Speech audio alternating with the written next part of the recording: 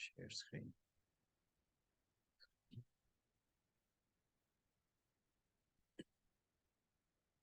क्या दिखाई दे रहा है? स्क्रीन पे श्लोक दिख रहा है ये वाला। ओके, अथ वयविष्ठता ठीक है। प्रेयर्स। हरे कृष्णा। नमस्ते to everyone. We start with prayers. प्रार्थना से शुरू करेंगे। ओम अज्ञानतिमिरान्धस्य ज्ञानाञ्जनशलाकया चक्षुरुन्मिलितं येन तस्मै श्रीगुरुवे नमः। श्रीचैतन्यमनोभीष्टं स्थापितं येन भूतले स्वयं रूपः कदा मह्यं ददाति स्वपदान्तिकं। वन्देऽहं श्रीगुरुः श्रीयुतपदकमलं श्रीगुरुं वैष्णवंश्च श्रीरूपं साग्रजातं सहगणा रघुनाथान्वितं तं सजीवं साद्वैतं सावधूतं परिजनासहितं कृष्णचैतन्यदेवं श्रीराधाकृष्णपादान् सहगणा ललिता श्रीविशाखान्वितंश्च। हे कृष्ण करुणा सिंधु दीनबंधु जगतपते गोपेश गोपिका कांत राधा कांत नमोस्तुते। तप्त कांचन गौरांगी राधे वृंदावनेश्वरी वृषभानुसुते देवी प्रणमामि हरिप्रिये। वाञ्छाकल्पतरुभ्यश्च कृपा सिन्धुभ्य एव च पतितानां पावनेभ्यो वैष्णवेभ्यो नमो नमः। जय श्री कृष्ण चैतन्य प्रभु नित्यानंद श्री अद्वैत गदाधर श्रीवासादि गौर भक्त वृंद।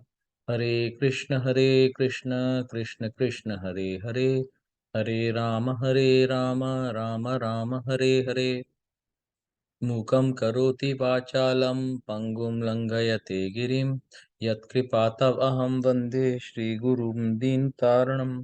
यत्कृपातमहं वन्दे श्री परमानंद माधवम। हरे कृष्णा।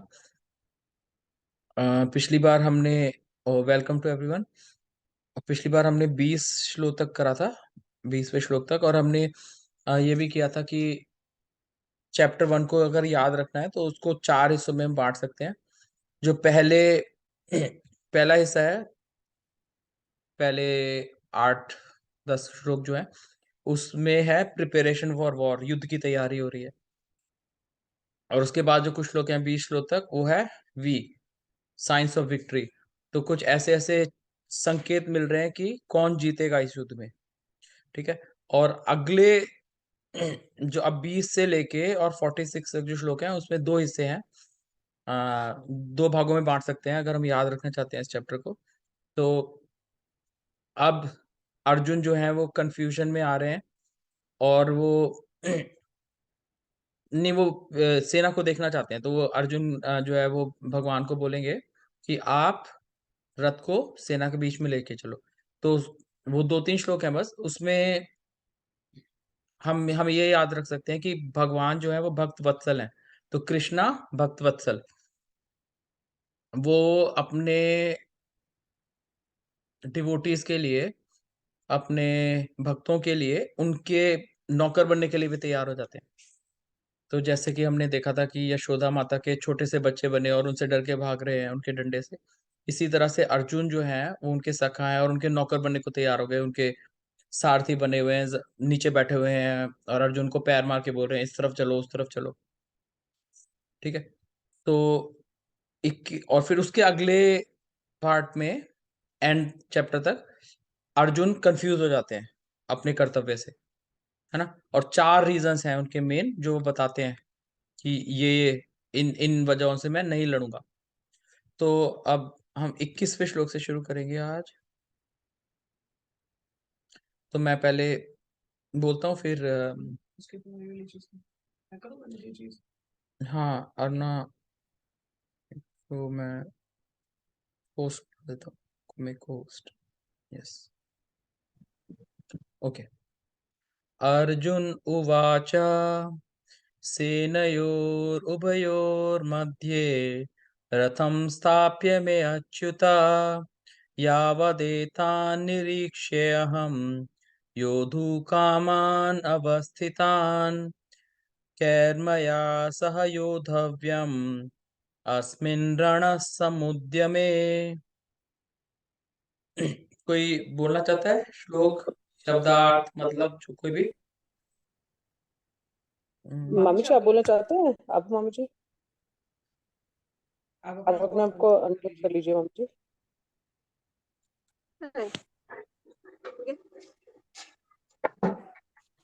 सेन्योरुभयोर् आपकी आवाज मध्ये सुन नहीं रही है और आवाज नहीं आ रही। मेरी आवाज नहीं सुन रही है। कोई भी नहीं बोलना चाहता तो मैं बोल दूंगा। नहीं नहीं मामी जी बोलना चाहती है, मामी जी की आवाज नहीं सुन रही। म्यूट पे है मम्मी जी। हाँ। सेन्योरुभयोर् मध्ये मामा जी को बोलिएगा अपना ना म्यूट पे कर दे मामा जी, वो नहीं तो इको आती है। आपका बंद सेन्योरुभयोर्मध्ये रथं स्थाप्य मे अच्युत यावदेतानिरीक्ष्यहं योद्ध कामानवस्थितानां कैमर्या सह योद्धभयम् अस्मिन्नर्मरन् समुद्यमे। अरे अर्जुन उपाठ। अर्जुन ने कहा, सैन्यों सेनाओं के उभयों दोनों मध्य बीच में प्रथम रथ को स्थाप्य कृपया खड़ा करें। मैं मेरे अच्युत हे अच्युत है यावत जब तक एतान इन सब निरीक्षे देख सकूं अहम मैं योद्ध कमान युद्ध की इच्छा रखने वालों को अवस्थितान युद्ध भूमि में एकत्र कहे किन किन से। आप आवाज बंद करिए ना। मया मामा जी आप ना आवाज कम करिए, आपकी फोन ना इको आती है। एक्चुअली दो फोन होते हैं ना तो इको आती है, तो आप ना म्यूट भी करिए और आवाज भी कम करिए अपनी उसकी, तब मामी जी की आवाज की इको नहीं आएगी। मेरी भी आवाज नहीं।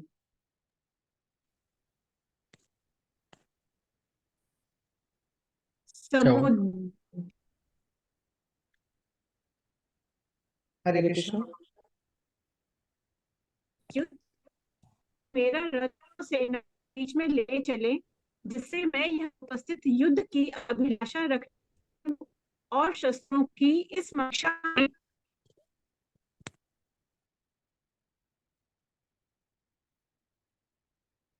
गायब हो गई मम्मी जी की आवाज। Arjuna said,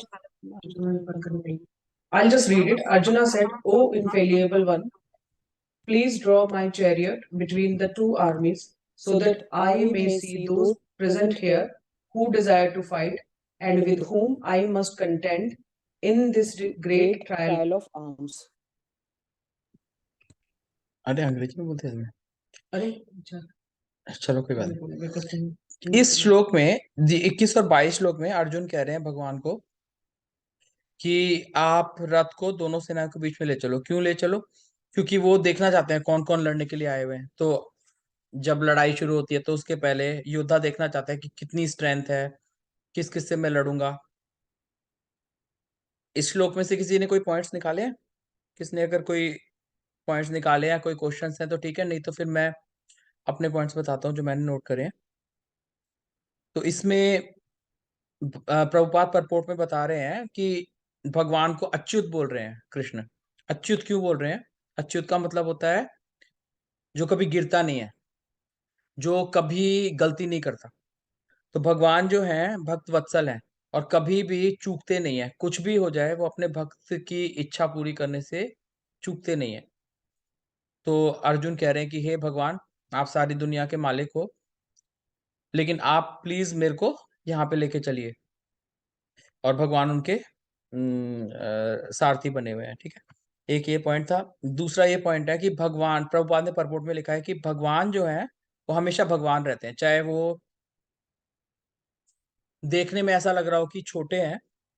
जैसे अभी अर्जुन के नौकर बने हुए हैं, कभी यशोदा के बच्चे बन जाते हैं, तो कभी कॉमन जैसे एक डाउट है कि विष्णु कृष्ण से आए कि कृष्ण विष्णु से आए। है ना। तो लोग कहेंगे कि अरे ब्रह्मा जी के अंदर से इतने सारे लोग निकले, उसके अंदर से बहुत आगे जाके जो है देवकी के पुत्र बने हैं कृष्ण। तो कृष्ण तो विष्णु के अवतार है ना।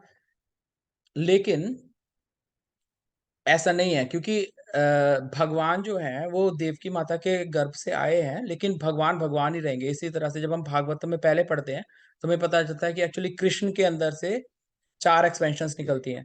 उन 4 एक्सपेंशंस के अंदर से संकर्षण से 4 और एक्सपेंशंस निकलती हैं। उसमें से एक विष्णु निकलते हैं जो महा विष्णु है, कारणोदकशाही विष्णु। उसके अंदर से फिर गर्भोदकशाही विष्णु निकलते हैं, उसके अंदर से क्षीरोदकशाही विष्णु निकलते हैं। और उन क्षीरोदकशाही विष्णु के अंदर से सारे अवतार आते हैं। लेकिन जो इसका मतलब ये नहीं है कि क्षीरोदकशाही विष्णु के अवतार कृष्ण है। तो भागवतम इसको कंफर्म करती है। ठीक है, एक पॉइंट ये है। एक पॉइंट ये है कि जैसे आप कभी घर जाते हो, किसी जज के घर जाओ जो काफी बूढ़ा है ना, तो आप देखोगे कि जज जो है वो जमीन पे बैठा हुआ है घोड़ा बन के, और उसका जो पोता है वो उसके ऊपर बैठा हुआ है, और वो घोड़ा बन के चल रहा है और उसके बाल खींच रहा है। तो इसका मतलब ये नहीं है कि जज अपने पोते से छोटा हो गया। जज तो जज ही रहेगा, लेकिन वो अपने पोते को खुश करने के लिए ये सब कर रहा है। तो भगवान की पोजीशन कभी भी किसी से भी नीचे नहीं हो सकती, ना किसी के बराबर है ना किसी से नीचे है, हमेशा सर्वोपरि है। इवन दो वो कुछ भी करते हैं, किसी भी पोजीशन में काम कर रहे हैं इस भौतिक दुनिया में, लेकिन भगवान की पोजीशन हमेशा सर्वोपरि है। ठीक है, ये पॉइंट्स इस श्लोक में भरपूर में बताए गए हैं। उसके बाद 23 श्लोक पे आ जाते हैं। यो तस्य मानान् अवेक्षेऽहम् ये ते अत्र समागताः भारतराष्ट्रस्य दुर्बुद्धे युद्धे प्रियचिकीर्षवः। कौन बोलेगा? छवि दीदी आप बोलेंगे क्या? छवि दीदी। हाँ मैं बोलती हूँ अरुणा। हाँ जी। घोतस्य मानान् वेक्षहं या एतत् समागता धार्तराष्ट्रस्य दुर्बुद्धे युद्धे प्रिय चिकीर्षवा। योत्स अ, योत्समानम युद्ध करने वालों को अवेक्षे देखो, अहम मैं, ये जो एते वे, अत्र यहाँ, समागता एकत्र, धृत भारत राष्ट्र से। धार्तराष्ट्रस्य धृतराष्ट्र के पुत्र की दुर्बुद्धि युद्धे युद्ध में प्रिय मंगल भला चिकीर्षवः चाहने वाले। मुझे उन लोगों को देखने दीजिए जो यहाँ पर धृतराष्ट्र के दुर्बुद्धि पुत्र दुर्योधन को प्रसन्न करने की इच्छा से लड़ने के लिए आए हुए हैं। ओके, तो हमने वो डिस्कस किया था ना पिछली बार कि संस्कृत में क्या होता है। जैसे धृत राष्ट्र के पुत्र को बोलेंगे धारत राष्ट्र, है ना। वसुदेव के पुत्र को बोलेंगे वासुदेव। और तो धृतराष्ट्र का धारत राष्ट्र और वसुदेव का वासुदेव, इसलिए भगवान का भागवत। तो भागवतम जो है वो भगवान के भक्तों की कथा है, भगवान की कथा है। तो धारत राष्ट्र से मतलब धृतराष्ट्र के पुत्रों में के बारे में बोल रहे हैं, और उनमें से मेन पुत्र दुर्योधन है। तो अर्जुन ये देखना चाहते हैं कि दुर्योधन के साथ कौन कौन लड़ने के लिए हैप्पी है ना, क्योंकि सबको पता है कि दुर्योधन अधर्मी है। तो ऑलरेडी उनको पता है कि कौन कौन कहाँ कहाँ से लड़ रहा है, ऑब्वियसली उनको ये सब चीज पता थी, बट फिर भी वो दोबारा देखना चाहते हैं। उनको आश्चर्य है कि इतने अधर्मी इंसान के साथ लड़ने के लिए कैसे लोग तैयार हुए, मेरे ही परिवार के लोग इनके साथ लड़ने के लिए कैसे तैयार हुए, है ना। तो उनके समान धर्मा कौन है दुर्योधन के, क्योंकि एक सेइंग है अंग्रेजी में भी कि birds of the same feather flock together. तो एक जैसे लोग एक एक साथ काम करते। तो अब इनके साथ कौन कौन आए थे, फॉर एग्जाम्पल देखो भीष्म आए थे, भीष्म स्पेशल केस है। लेकिन जो द्रोण आए थे, द्रोण क्यों आए थे, द्रोण का क्या रीजन था आने के लिए, है ना। जो अ, द्रोण और द्रुपद की लड़ाई थी, हमने पिछली बार डिस्कस किया था। इसी तरह से सात्यकी के जो दुश्मन थे भूरिश्रवा, जो बालिक फैमिली से थे, वो क्यों आए थे? क्योंकि उनको भूरिश्रवा से दुश्मनी निकालनी थी। तो इसी तरह बहुत पॉलिटिकली इन लोगों ने अपने अपने खेमे बनाए थे। तो जिन जिन से लड़ाई थी, तो उसके ऑपोजिट पार्टी में आ गए थे, और इनकी सेना ज्यादा बड़ी थी। ठीक है। और तो अपने विपक्ष की शक्ति का अनुमान लगाना चाहते हैं इसमें अर्जुन, और ये देखना चाहते हैं कि कौन कौन लोग हैं और किस किस भाव से लड़ने के लायक, क्योंकि सबको पता है कि अधर्म का प्रतीक है दुर्योधन, है ना। तो ये देखना चाहते हैं कि भाई अधर्म के साथ जो अधर्मी है कौन कौन है, एक बार दोबारा देख लो उनकी शक्ल। 24वां श्लोक। संजय उवाच एवमुक्तो ऋषिकेशो गुडाकेशेन भारत सेनयोरुभयोर्मध्ये स्थाय स्थापयित्वा रथोत्तमम्। बोलो आप। मामा जी आप बोलेंगे?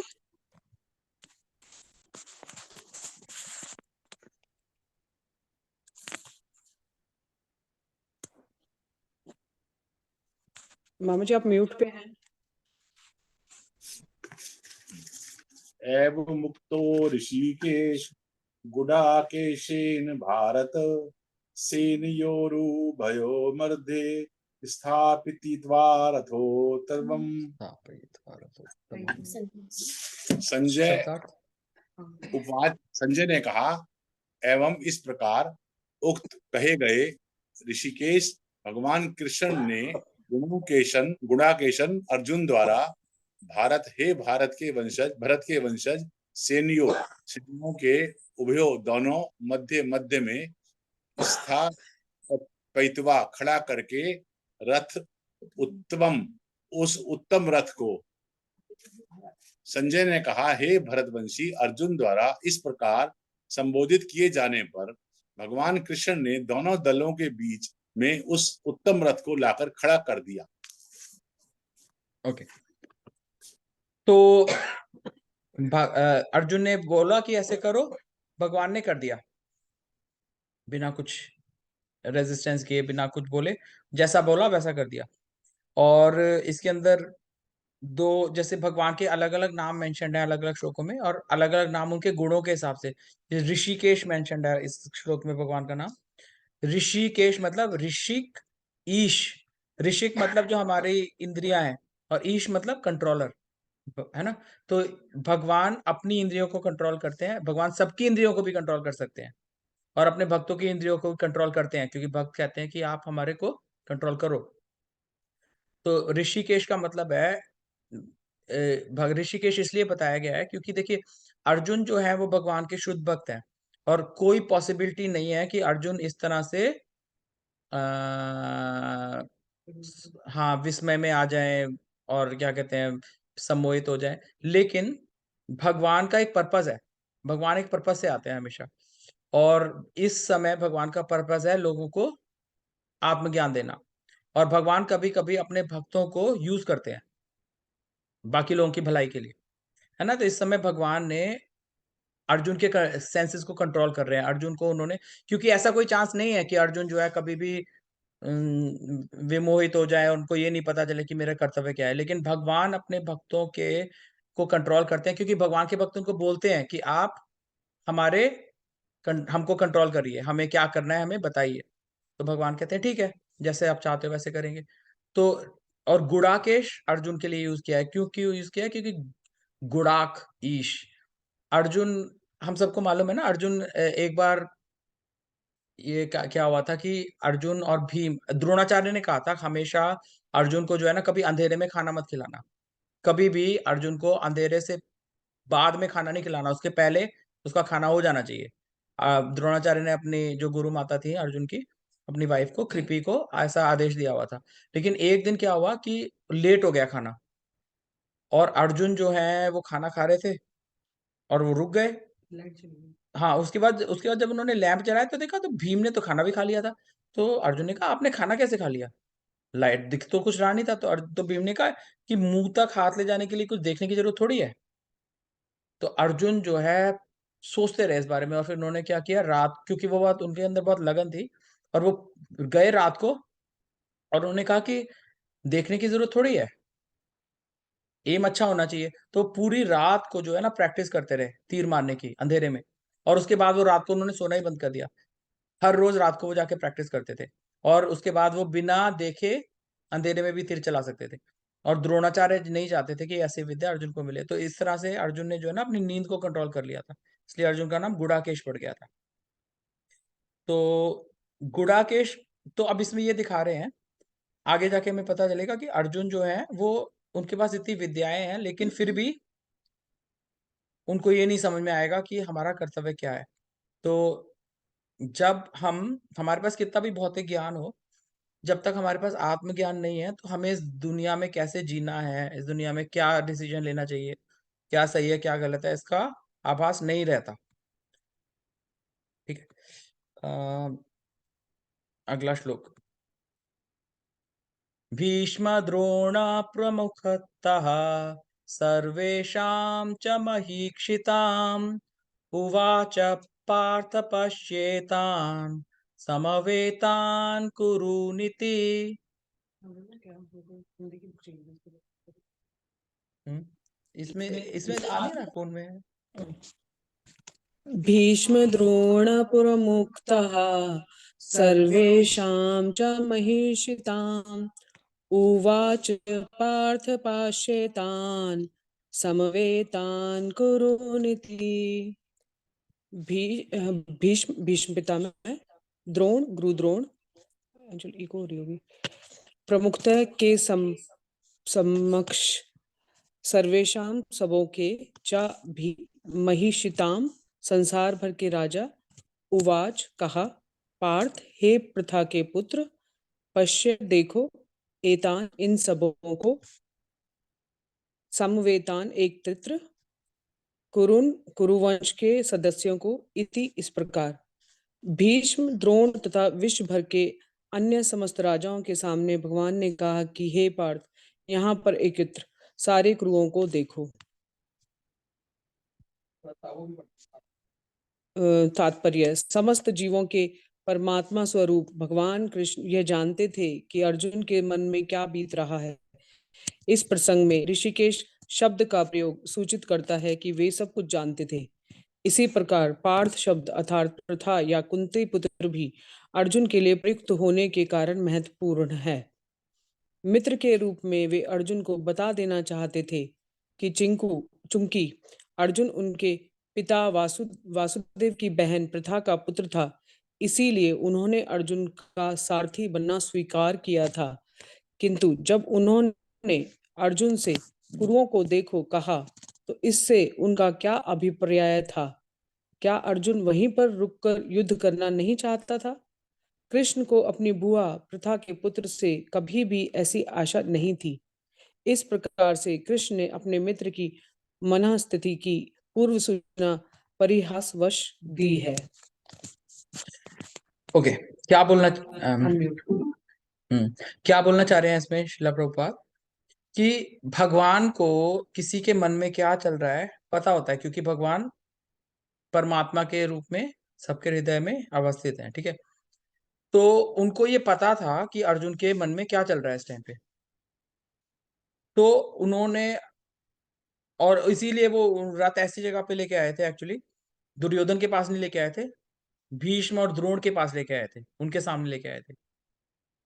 क्यों लेके आए थे? क्योंकि वो चाहते थे कि ये जो अर्जुन के मन में कंफ्यूजन है अभी दूर हो जाए, ऐसा ना हो कि लड़ाई शुरू हो जाए और उसके बाद बीच में अर्जुन के मन में कंफ्यूजन आ रहा है ना। और दूसरी बात, वो भगवत गीता बोलना चाहते थे। तो ऋषिकेश, हमने पिछले श्लोक में डिस्कस किया था ना, ऋषिकेश, तो भगवान उसके अर्जुन के सेंसेस को कंट्रोल भी कर रहे हैं, और भगवान को ये भी समझ में आ रहा है कि इसके मन में क्या चल रहा है। और भगवान ने अर्जुन को इसमें पार्थ कहा है, और आगे जाके भी हम देखेंगे कि कुछ श्लोक में भगवान अर्जुन को पार्थ कह रहे हैं। पार्थ क्यों कह रहे हैं? क्योंकि अर्जुन अपने फादर की साइड से, पांडु की साइड से, और मदर की साइड से, दोनों ही साइड से बहुत ऊंचे वंश के हैं। किसी ने भी कभी भी इस तरह से अपने युद्ध से भागने की धृष्टता नहीं दिखाई है। तो भगवान बार बार उसको ये बोध करा रहे हैं कि देखो, तुम एक अच्छे वंश से हो, अपने वंश का नाम मत कटाओ, दोनों, अब नाक मत कटाओ दोनों तरफ से। ठीक है। 26 वर्ष। तत्रापश्य स्थितान् पार्थः पितॄन् अथ पितामहान् आचार्यान् मातुलान् भ्रातॄन् पुत्रान् पौत्रान् सखींस्तथा श्वशुरान् सुहृदश्चैव सेनयोरुभयोरपि। Preeti Bhabhi, if you want to say.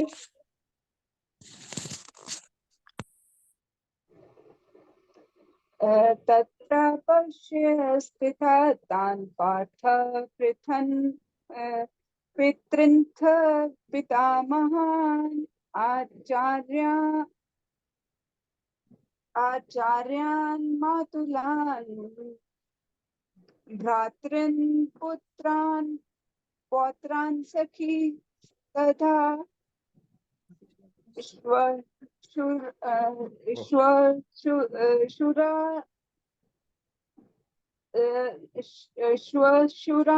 सुहृदश्चैव सेनयोरुभयोरपि। तत्र माने यहाँ, अपश्यत माने देखा, स्थितान माने खड़े, पार्थ अर्जुन को कहा है, पितरों को, अथ भी पिता महान पितामहों को, आचार्य शिक्षकों को, मातुलान मामाओं को, भ्रातृन भाइयों को, पुत्रान पुत्रों को, पौत्रान पौत्रों को, सखीन मित्रों को, तथा और श्वशुरान श्वशुरों को, सुहृदा शुभ चिंतकों को, च भी एव निश्चय ही सेनयों सेनाओं के, उभयों दोनों पक्षों के, अभी सहित, अपि माने सहित। इसका अर्थ है अर्जुन के वहां पर दोनों पक्षों की सेनाओं के बीच में अपने उन दोनों सेनाओं के बीच में उनके चाचा ताऊ पितामह गुरु मामा भाई पुत्र पौत्र मित्र तथा ससुरों और शुभ चिंतकों को भी देखा। तात्पर्य भी पढ़ दो।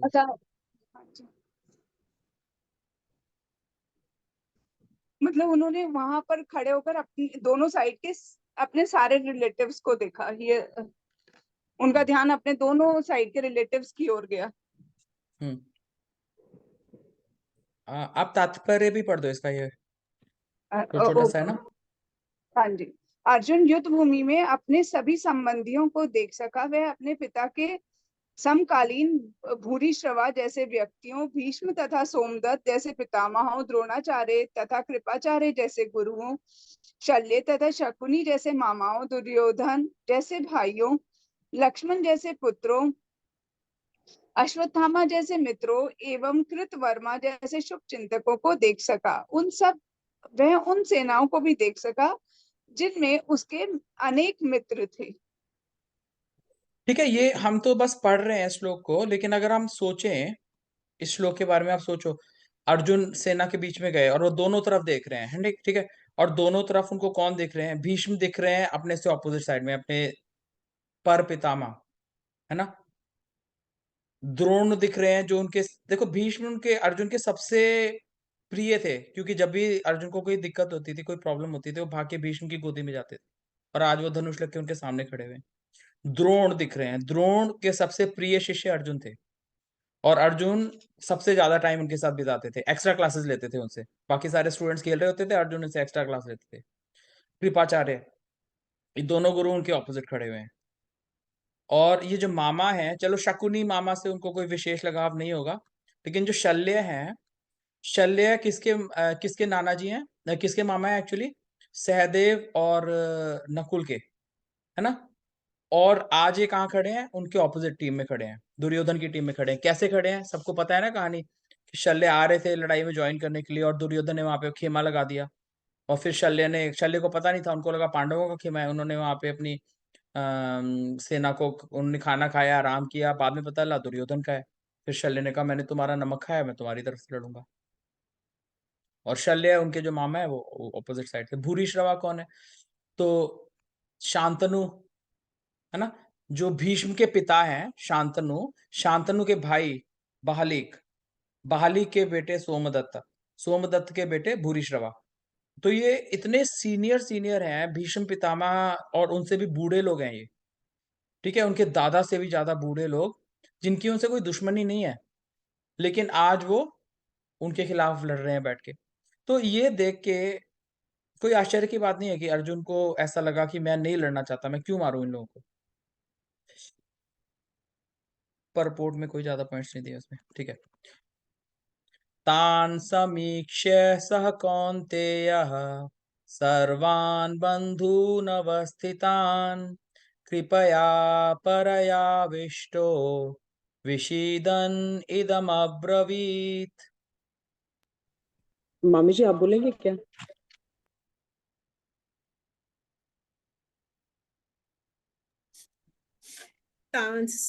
तांसमीक्ष्य सा कौन्तेय सर्वान् बन्धून् कृपया पर्याविष्टो विषीदन्निदमब्रवीत्। तान उन सबको समीक्ष्य देखकर सह वह कौन्तेय कुंती पुत्र सर्वान सभी प्रकार के बंधुन संबंधियों को अवस्थितान स्थित कृपया दयावश परया अत्यधिक आविष्ट अभिभूत विषीदन शोक करता हुआ इदम इस प्रकार अब्रवीत बोला। जब कुंती पुत्र अर्जुन ने मित्रों तथा संबंधियों को इन विभिन्न श्रेणियों को देखा तो वह करुणा से अभिभूत हो गया और इस प्रकार बोला। ओके, किस प्रकार बोला? अर्जुन उवाच दृष्ट्वा इमं स्वजनं कृष्णायुयुत्सं समुपस्थितं सीदन्ति मम गात्राणि मुखं च परिशुष्यति। मामा जी आप बोल दीजिए इसका प्लीज। दृष्टेयं स्वजनं कृष्ण युत्सं समुपस्थितं सीदन्ति मम गात्राणि मुखं च परिशुष्यति। अर्जुन उवाच अर्जुन ने कहा, दृष्टा देखकर, इमं इन सारे, स्वजनम संबंधियों को, कृष्ण हे कृष्ण, युयुत्सम युद्ध की इच्छा रखने वाले, समुपस्थितम उपस्थित, कांप रहे हैं, मम मेरे, गात्राणी शरीर के अंग, मुखम मुंह, चा भी, परिशुष्यति सूख रहा है। अर्जुन ने कहा, हे कृष्ण, इस प्रकार युद्ध की इच्छा रखने वाले अपने मित्रों तथा संबंधियों को अपने समक्ष उपस्थित देखकर मेरे शरीर के अंग कांप रहे हैं और मेरा मुंह सूखा जा रहा है। तात्पर्य नहीं पढ़ना, तात्पर्य पढ़ लो। यथार्थ भक्ति से युक्त मनुष्य में वे सारे सद्गुण रहते हैं जो सत्पुरुषों या देवताओं में पाए जाते हैं, जबकि अभक्त अपनी शिक्षा तथा संस्कृति के द्वारा भौतिक योग्यताओं में चाहे कितना ही उन्नत क्यों न हो, इन ईश्वरीय गुणों से विहीन होता है। अतः स्वजनों, मित्रों तथा संबंधियों को युद्ध भूमि में देखते उन सबों के लिए करुणा से अभिभूत हो गया जिन्होंने परस्पर युद्ध करने का निश्चय किया था। जहां तक अब उसके अपने सैनिकों का संबंध था, वह उनके प्रति प्रारंभ से दयालु था, किंतु विपक्षी दल के सैनिकों की आसन्न मृत्यु को देखकर वह उन पर दया का अनुभव कर रहा था। और जब वह इस प्रकार सोच रहा था तो उसके कंपन होने लगे और मुंह सूख गया। उन सबको युद्धाभिमुख देखकर उसे आश्चर्य भी हुआ। प्राय सारा कुटुंब, अर्जुन के सगे संबंधी उससे युद्ध करने आए थे। यद्यपि इसका उल्लेख नहीं है, किंतु तो भी सहज अनुमान लगाया जा सकता है कि न केवल उसके अंग कांप रहे थे और मुंह सूख रहा था, अपितु वह दयावश रुदन भी कर रहा था। अर्जुन में ऐसे लक्षण किसी दुर्बलता के कारण नहीं, अपितु हृदय की कोमलता के कारण थे, जो भगवान के युद्ध भक्त का लक्षण है। अतः कहा गया है, आगे पढ़ो। मैं पढ़ता हूँ। ये बहुत इंपॉर्टेंट है। देखिए, इसमें बेसिकली प्रभुपाद क्या बताना चाह रहे हैं कि अर्जुन, देखो अर्जुन डरपोक तो नहीं थे। अर्जुन ने कितने युद्ध किए हैं इसके पहले, और अर्जुन ने कितने लोगों को हराया है। इवन शिवजी जो हैं, जब व्याध का रूप डर के आए थे, तो शिवजी को भी बराबर की टक्कर दी थी अर्जुन ने, है ना। और शिवजी उनसे बहुत प्रसन्न हो गए थे, शिवजी ने पाशुपत अस्त्र दिया था। तो अर्जुन फिर क्यों, अर्जुन की ऐसी हालत क्यों हो रही है? अर्जुन की ऐसी हालत क्यों हो रही है? क्योंकि हाथ कांप रहे हैं, उनका मुंह सूखा जा रहा है, क्योंकि वो देख रहे हैं कि ये सारे मेरे रिलेटिव्स हैं, है ना। क्योंकि वैसे अर्जुन का एक एटीट्यूड ऐसे भी हो सकता है कि ये सारे पापी लोग हैं, ये पापियों के साथ जो है मैं उन सबको मार दूंगा। लेकिन अर्जुन ऐसे नहीं सोच पा रहे हैं, और ये इसमें प्रभुपाद बता रहे हैं कि जो भक्त होता है, भगवान का जो भक्त होता है, उसमें नॉर्मली स्वतः ही देवताओं और या सत्पुरुषों जैसे गुण पाए जाते हैं। जबकि जो अभक्त होता है, जो भगवान का भक्त नहीं है, भगवान कृष्ण का, भगवान विष्णु का भक्त नहीं है, उसमें चाहे कितनी भी भौतिक योग्यताएं हो, कितना भी उन्नत क्यों ना हो, वो इन गुणों से विहीन होता है। और ये बहुत इंपॉर्टेंट कॉन्सेप्ट है। इसमें एक श्लोक भी कोट कर रहे हैं, श्लोक पद्म पुराण से है। पद्म पुराण से नहीं, भागवत से है एक्चुअली। और ये श्लोक किसने बोला है? ये श्लोक बोला है प्रहलाद महाराज ने नरसिंह देव को। क्या कहते हैं? यस्यास्ति भक्तिर्भगवती अकिंचना सर्वैर्गुणैस्तत्र समासते सुराः हरौ अभक्तस्य कुतो महद्गुणा मनोरथेन असति धावतो बहिः। यस्य अस्ति भक्ति भगवती अकिंचना, मतलब भगवान के लिए जिसकी अकिंचन भक्ति है, बिना किसी डिजायर के, कि भाई कि बिना किसी चीज को मांगने के, मांगे कि कोई इच्छा नहीं है उसकी, बस भक्ति करता है वो भगवान के लिए। उसके साथ क्या होता है? सर्वह गुणैः तत्र समासते सुराः। सारे जो अच्छे गुण हैं वो अपने आप उसमें आ जाते हैं, स्वतः ही, अपने आप। जो इस तरह भक्ति करता है भगवान की, अहेतु की और अप्रतिहता, मतलब बिना किसी हेतु की, बिना किसी रीजन के कि मेरे को ये चाहिए, ऐसा कुछ नहीं, बस भगवान की भक्ति करता है वो अपनी ड्यूटी समझ के।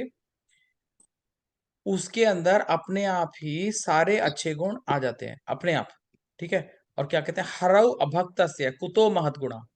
जो भगवान का भक्त नहीं है, हरि का भक्त नहीं है, कृष्ण का भक्त नहीं है, विष्णु का भक्त नहीं है, उसके अंदर कहाँ से आएंगे अच्छे गुण? कहते हैं मनोरथेन असति धावतो बहि। तो वो तो अपने मन के रथ पे बैठ के, और ये जो दुनिया है इसके पीछे भागता रहता है, बाहरी चीजों के पीछे। तो कभी कभी ऐसे लोगों के अंदर हमें अच्छे गुण दिख सकते हैं, कभी कभी हमें दिख सकता है कि भक्त जो है वो गलत काम कर रहे हैं, ये लोग अच्छे काम कर रहे हैं।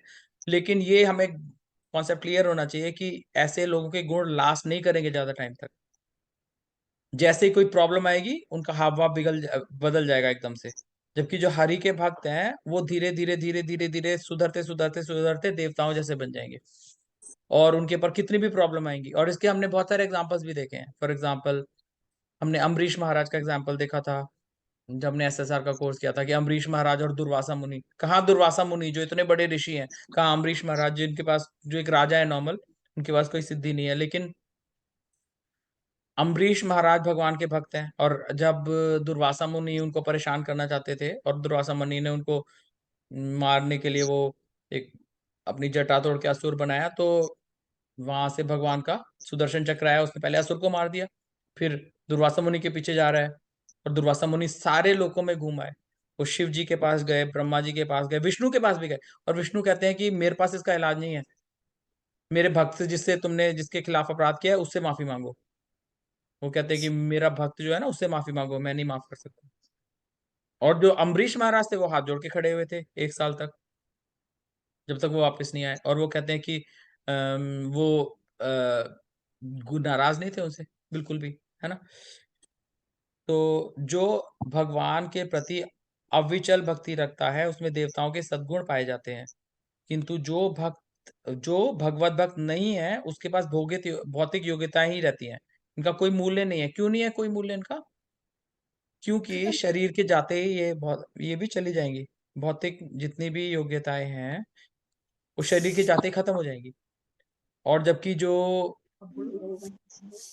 जबकि जो हमारे ऐसे ये वाले गुण हैं जो स्पिरिचुअलिटी से डेवलप होते हैं, ये हमारे साथ जाते हैं, अगले जन्म में भी हमारे पास होते हैं। तो कभी कभी हम देखते हैं कोई बच्चे बचपन से ही धर्मात्मा होते हैं, है ना, बाकी सब लोगों का ख्याल रखते हैं। कोई बच्चे ऐसे होते हैं जो शुरू से ही दुष्ट होते हैं।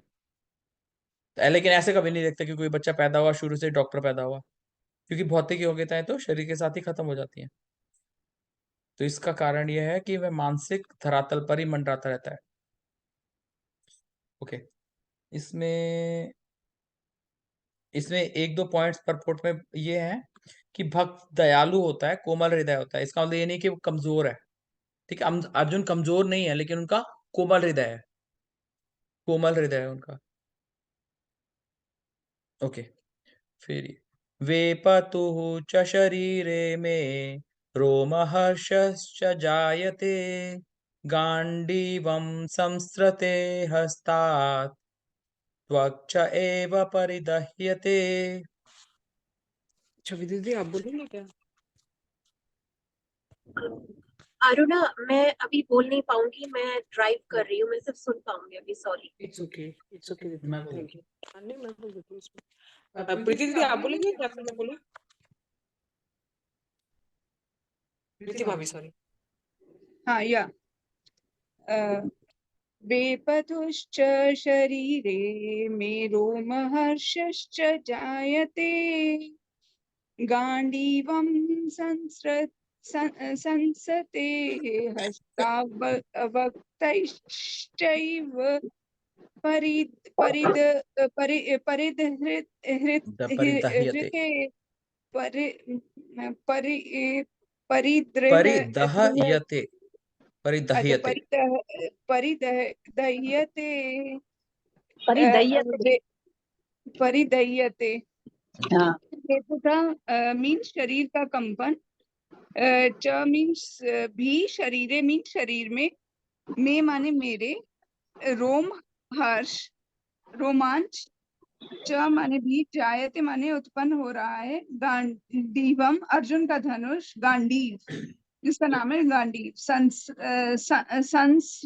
संस्रते छूट या सरक रहा है, हस्तात् हाथ से, त्वक माने त्वचा, हाँ त्वक माने त्वचा, च भी, एव माने निश्चय, परिदह्यते जल रहा है। इसका अर्थ है मेरा सारा शरीर कांप रहा है, मेरे रोंगटे खड़े हो रहे हैं, मेरा गांडीव मेरे हाथों से सरक रहा है और मेरी त्वचा जल रही है। मतलब उन्हें अत्यंत, उनको कुछ भी होश ही नहीं हो रहा था, कि मतलब उनको समझ में ही नहीं आ रहा था कि क्या हो रहा है। बस ही वॉज फीलिंग कि मेरे को बस युद्ध नहीं करना है। तात्पर्य भी पढ़ दो, थोड़ा सा ही है। Okay okay. शरीर में दो प्रकार का कंपन होता है और रोंगटे भी दो प्रकार से खड़े होते हैं। ऐसा या तो आध्यात्मिक परमानंद के समय या भौतिक परिस्थितियों में अत्यधिक भय उत्पन्न होने पर होता है। दिव्य साक्षात्कार में कोई भय नहीं होता। इस अवस्था में अर्जुन के जो लक्षण हैं वे भौतिक भय अर्थात जीवन की हानि के कारण है। अन्य लक्षणों से भी यह स्पष्ट है कि वह इतना अधीर हो गए हैं कि उनका विख्यात धनुष गांडीव उनके हाथों से सरक रहा है और उनकी त्वचा में जलन उत्पन्न हो रही है। ये सब लक्षण देहात्म बुद्धि के जन्य हैं। देह आत्म बुद्धि, ठीक है। ओके, अब इसमें किसको, जीजा जी हाँ, कोई एक क्वेश्चन है कि ये कह रहे हैं कि आध्यात्मिक परमानंद के समय भी ऐसा होता है। मतलब ऐसा, ये मतलब डिटेल थोड़ा सा बताइए, मतलब ऐसा क्या, मतलब ये क्या कहना चाह रहे हैं कि जैसे दो अवस्थाओं में होता है कि अगर हम कई बार बहुत ज्यादा डर जाते हैं भौतिक अवस्था में तो हमारे शरीर की ऐसी हालत होती है, या फिर आध्यात्मिक परमानंद के समय?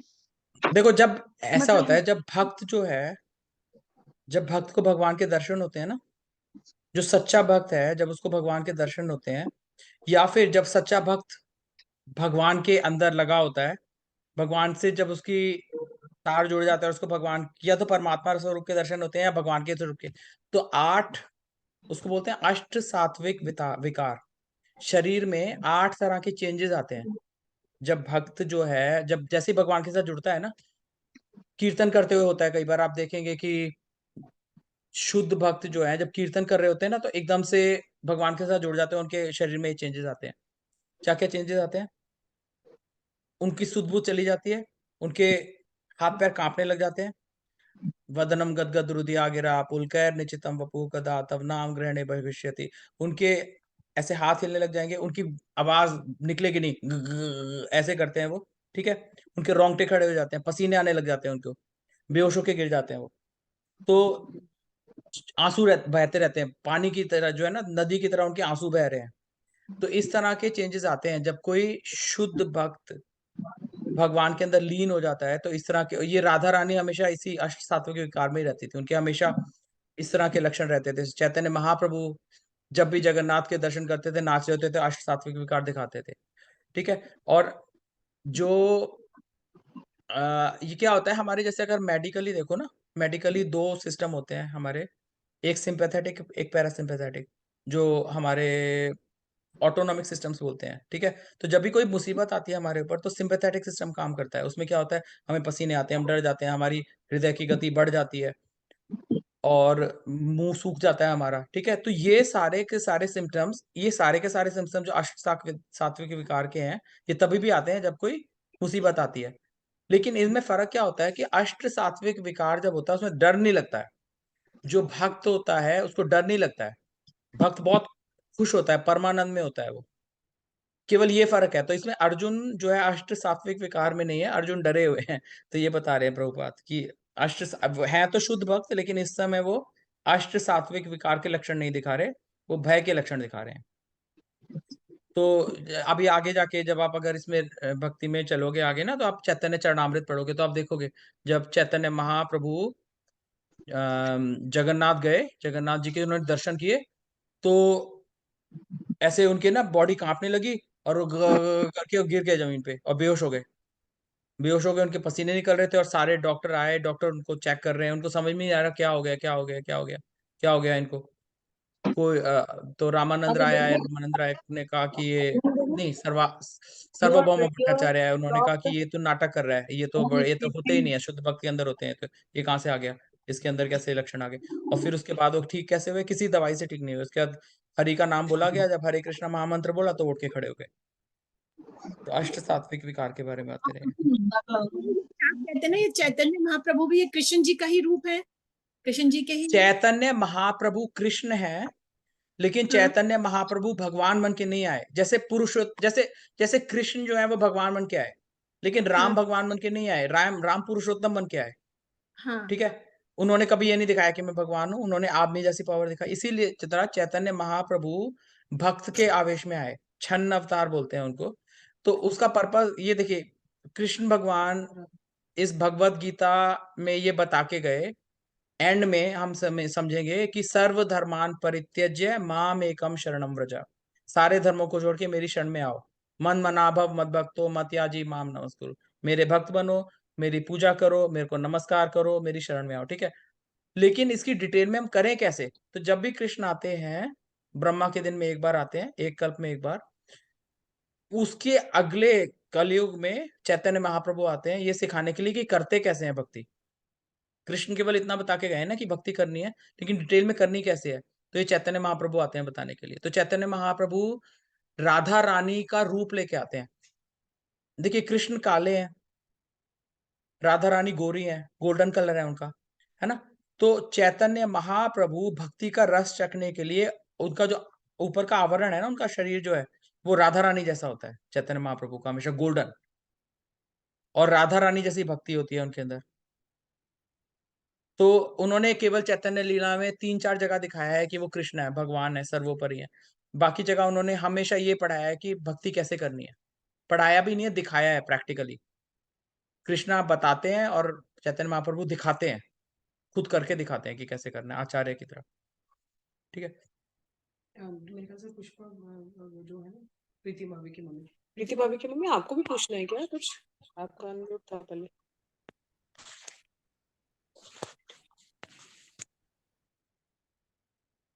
ओके।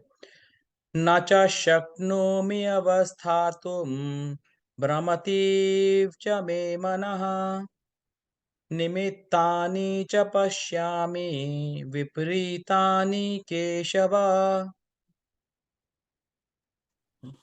न च शक्नोमि अवस्थातुं भ्रमति इव च मे मनः निमित्तानि च पश्यामि विपरीतानि केशव। न नहीं, च भी, शक्नोमि समर्थ हूँ, अवस्थातुम खड़े होने में, भ्रमति भूलता हुआ, एव सदृश, च तथा, में मेरा, मनः मन, निमित्तानि कारण, च भी, पश्यामि देखता हूँ, विपरीतानि बिल्कुल उल्टा, केशव हे केशी आसुर के मारने वाले कृष्णा। पपुट, मैं यहाँ अब और अधिक खड़ा रहने में असमर्थ हूँ। मैं अपने आप को भूल रहा हूँ और मेरा सिर चकरा रहा है। हे कृष्ण, मुझे तो केवल अमंगल के कारण दिख रहे हैं। अच्छा, अपने अधैर्य के कारण अर्जुन युद्ध भूमि में खड़ा रहने में असमर्थ था और अपने मन की इस दुर्बलता के कारण उसे आत्मविस्मृति हो रही थी। भौतिक वस्तुओं के प्रति अत्यधिक आसक्ति के कारण मनुष्य ऐसी मोहमाई स्थिति में पड़ जाता है। भयम द्वितीया भी निवेशतः स्यात्। ऐसा भय तथा मानसिक असंतुलन उन व्यक्तियों में उत्पन्न होता है जो भौतिक परिस्थितियों से ग्रस्त होते हैं। अर्जुन को युद्ध भूमि में केवल दुखदायी पराजय की प्रतीति हो रही थी। वह शत्रु पर विजय पाकर भी सुखी नहीं होगा। निमित्तानि विपरीतानि शब्द महत्वपूर्ण है। जब मनुष्य को अपनी आशाओं में केवल निराशा दिखती है तो वह सोचता है, मैं यहाँ क्यों हूँ। प्रत्येक प्राणी अपने में तथा अपने स्वार्थ में रुचि रखता है। किसी की भी परमात्मा में रुचि नहीं होती। कृष्ण की इच्छा से अर्जुन अपने स्वार्थ के प्रति अज्ञान दिखा रहा है। मनुष्य का वास्तविक स्वार्थ तो विष्णु या कृष्ण में निहित है। बुद्धिजीवी इसे भूल जाता है, बद्धजीवी इसे भूल जाता है, इसलिए उसे भौतिक कष्ट उठाने पड़ते हैं। अर्जुन ने सोचा कि उसकी विजय केवल उसके शोक का कारण बन सकती है।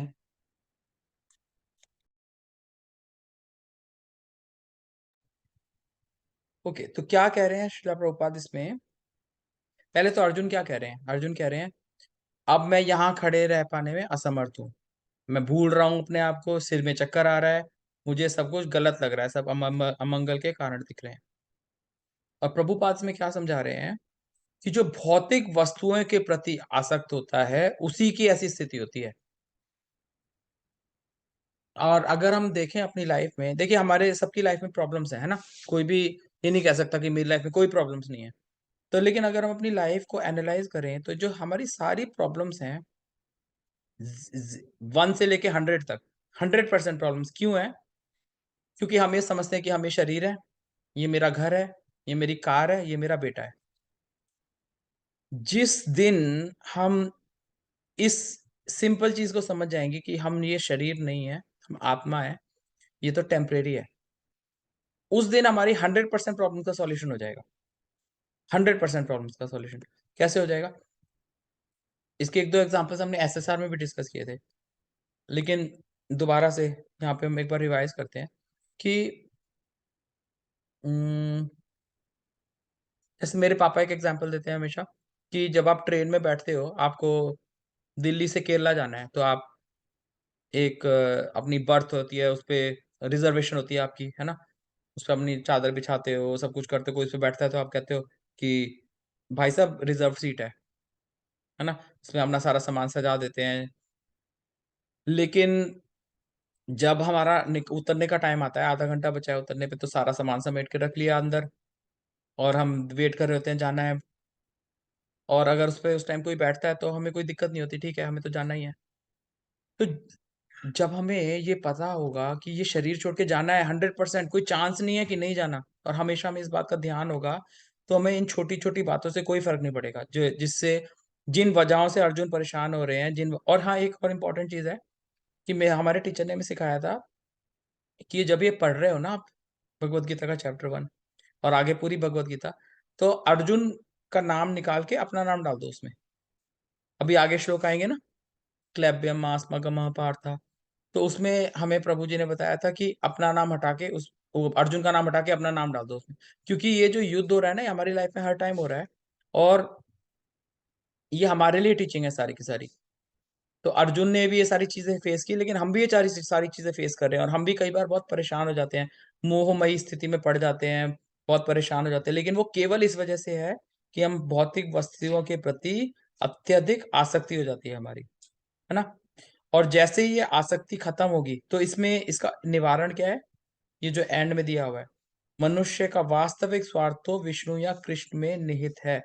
क्योंकि हम लोगों को थ्योरेटिकली तो पता है कि हम आत्मा है, परमात्मा, हम आत्मा है, शरीर नहीं है, लेकिन हम इसको रियलाइज नहीं कर पा रहे हैं। और ये रियलाइज करने का क्या तरीका है, हमने एसएसआर लेक्चर्स में देखा था, अभिधेय ज्ञान। अभिधेय ज्ञान कैसे होता है हमें, तो क्या देखा था हमने, संबंध ज्ञान, अभिधेय ज्ञान और प्रयोजन ज्ञान। अभिधेय ज्ञान मतलब जब हम चैंटिंग करते हैं, भगवान का जप करते हैं, तो हमारी देह आत्म बुद्धि जो है ना, हमें जो लगता है हम शरीर, धीरे धीरे हम अपने आप ही इस शरीर की कॉन्शियसनेस से बाहर निकलते हैं और हम आत्मिक स्वरूप को जान पाते हैं और हमें दिखता है कि हम आत्मा है, कृष्ण परमात्मा है, जीवेर स्वरूप होए कृष्णेर नित्य दास। ठीक है। और तो इसीलिए चैंटिंग करने से यही तरीका है जिस तरह चैंटिंग करने से हमारी जो है प्रॉब्लम्स कैसे दूर होती हैं। ऐसा नहीं है कि प्रॉब्लम्स दूर हो जाती हैं, प्रॉब्लम्स होती हैं वहीं की वहीं, लेकिन हमारा ध्यान हट जाता है वहां से, क्योंकि मंत्र के प्रभाव से हम धीरे धीरे धीरे अपने स्वरूप में स्थित हो जाते हैं। धीरे धीरे धीरे धीरे धीरे धीरे हम अपने असली स्वरूप में, यानी कि आत्मिक स्वरूप में स्थित हो जाते हैं और हमें ये अंदर से समझ आने लगता है कि ये जो चीजें हैं हो रही हैं। जैसे एक और एग्जांपल है कि आपने नया घर बनवाया, ठीक है, आपकी किचन वगैरह जो है खराब बन गई, तो आप कहोगे हे भगवान, हमारा तो सब कुछ गड़बड़ हो गया, किचन खराब। लेकिन आप अगर कोई घर, आप कहीं जाओगे, आप 5 दिन के लिए घूमने जा रहे हो और आपने कोई घर किराए पे लिया है या होटल में गए और वहां पे जो है ना कमरा घटिया सा निकला, तो आप ये थोड़ी कहोगे मेरी पूरी लाइफ खराब हो गई, ना। आप कहोगे कि अम, चलो अच्छा होता, अगर बेटर होता तो कोई बात नहीं, 5 दिन की बात है, जो भी है ठीक है, जो भी है उसी में एंजॉय कर लेते हैं। तो जो इंसान देह आत्म बुद्धि में नहीं होता, जो इंसान अपने आत्मिक स्वरूप को पहचानता है, वो कहता है कि कोई बात नहीं, एक जन्म की प्रॉब्लम्स है, मेरे तो बहुत जन्म होने वाले हैं और अगर भगवान ने चाहा तो मैं उनके पास ही पहुंच जाऊंगा, इससे क्या फर्क पड़ता है ना। उसकी इस तरह की बुद्धि होती है, तो उसकी को ये सारी प्रॉब्लम्स प्रॉब्लम्स नहीं दिखती, वो कभी भी इस तरह से मोहित नहीं हो सकता, कभी भी इस तरह से परेशान नहीं हो सकता। ओके, चलो। न च श्रेयो अनुपश्यामि हत्वा स्वजनम आहवे, न कांक्षे विजयम कृष्ण, न च राज्यम सुखानि च। प्रीति भाभी की मम्मी आप बोलेंगे क्या? पुष्पा माता जी आप बोलेंगे? अच्छा, आप बोलेंगे? हाँ, मैं बोल सकती हूँ।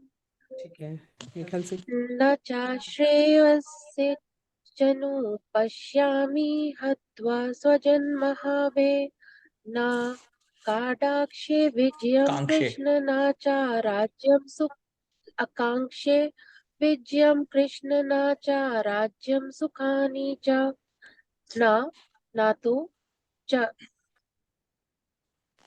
भी श्रेय कल्याण अनुपश्यामी पहले से देख रहा हूँ, हत्वा मारकर स्वजनम अपने संबंधियों को आहावे युद्ध में, न तो काडाक्षे नहीं आकांक्षा कांक्षे, करता हूँ विजयम ये कांक्षे। माता जी ये कांक्षे ना, आकांक्षा, जैसे आकांक्षा होती है ना, कोई इच्छा होती है, उसी उसी का डेरिवेटिव है हाँ, कांक्षे। मतलब मैं ये डिजायर नहीं करता, मैं ये इच्छा नहीं करता या करता हूँ, कांक्षे। Okay okay. कांक्षे आकांक्षा करता हूँ, विजयम विजय कृष्ण हे कृष्ण, ना तो च भी राज्यम राज्य सुखानी उसका सुख, च भी हे कृष्ण इस युद्ध में अपने ही स्वजनों का वध करने से ना तो मुझे कोई अच्छाई दिखती है और ना मैं उससे किसी प्रकार की विजय, राज्य या सुख की इच्छा रखता हूँ। ओके, तात्पर्य भी पढ़ लेते हैं, ज्यादा लंबा तो नहीं है, ठीक है। ये पढ़ूं हाँ तात्पर्य? पढ़ो प्लीज। तात्पर्य यह जाने बिना कि मनुष्य का स्वार्थ विष्णु या कृष्ण में है।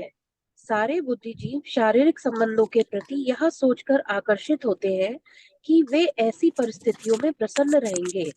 ऐसी देह आत्म बुद्धि के कारण वे भौतिक सुख के कारणों को भी भूल जाते हैं। अर्जुन तो क्षत्रिय का नैतिक धर्म भी भूल गया था। कहा जाता है कि दो प्रकार के मनुष्य परम शक्तिशाली तथा जाजल्यमान सूर्यमंडल में प्रवेश करने के योग्य होते हैं। ये है एक तो क्षत्रिय जो कृष्ण की आज्ञा से युद्ध में मरता है, तथा दूसरा सन्यासी जो आध्यात्मिक अनुशीलन में लगा रहता है। अर्जुन अपने शत्रुओं को भी मारने से विमुख हो रहा है। अपने संबंधियों की बात तो छोड़ दे, वह सोचता है कि स्वजनों को मारने से उसे जीवन में सुख नहीं मिलेगा।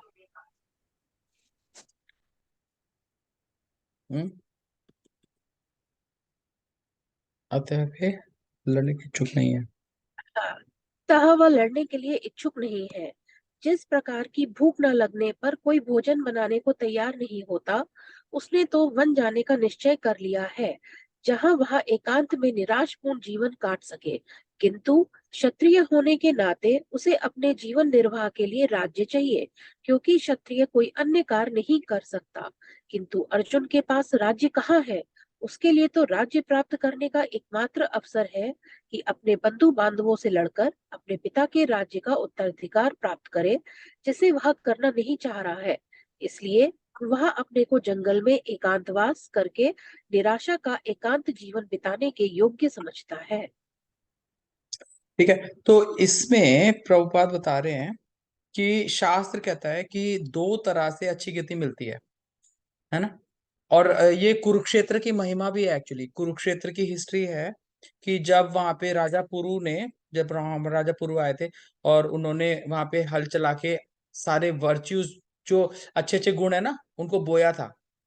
और भगवान विष्णु ने वरदान दिया था कि यहाँ पे जो भी योद्धा लड़ाई में मारा जाएगा वो सीधा स्वर्ग जाएगा, और जो तपस्वी तपस्या करते हुए प्राण छोड़ेगा वो भी ऊपर के प्लेनेट में जाएगा 100%। ये बहुत कुरुक्षेत्र धर्म क्षेत्र है, ठीक है। तो अब इसमें प्रभुपाद बता रहे हैं कि क्षत्रिय का धर्म है लड़ाई करना, ठीक है। और लड़ाई करते करते अगर वो मरेगा तो वो ऊपर के लोक में जाएगा, गारंटी है। लेकिन अर्जुन जो है वो है तो क्षत्रिय है, लेकिन वो ब्राह्मण के धर्म की बात कर रहे हैं, है ना। और वो वैसे गृहस्थ हैं, लेकिन वो सन्यासी की बात कर रहे हैं, सन्यास की बात कर रहे हैं कि मैं जो है ना सब कुछ छोड़कर और फिर भीख मांग के काम चला लूंगा। तो उससे उनकी दुर्गति होने वाली है, उनकी अच्छी गति नहीं मिलेगी उनको। ओके, ये अब 3-4 श्लोक साथ साथ हैं। किम नो राज्येन गोविंदा, किम भोगैर्जीवितेन वा, येषाम् अर्थे काङ्क्षितं नो राज्यं भोगा सुखानि च, त इमे अवस्थिता युद्धे प्राणान् त्यक्त्वा धनानि च, आचार्याः पितरः पुत्रास्तथैव च पितामहाः, मातुलाः श्वशुराः पौत्राः श्यालाः सम्बन्धिनस्तथा, एतान्नं हन्तुमिच्छामि ज्ञतो अपि मधुसूदन, अपि त्रैलोक्यराज्यस्य हेतो किं नु मही कृते, निहित्य धार्तराष्ट्रान्नः का प्रीतिः स्यात् जनार्दन। इसकी वो कर लेते हैं, ये कर लेते हैं, शब्दार्थ कर लेते हैं, बहुत लंबे हो जाए। शब्दार्थ और वो करवा लो।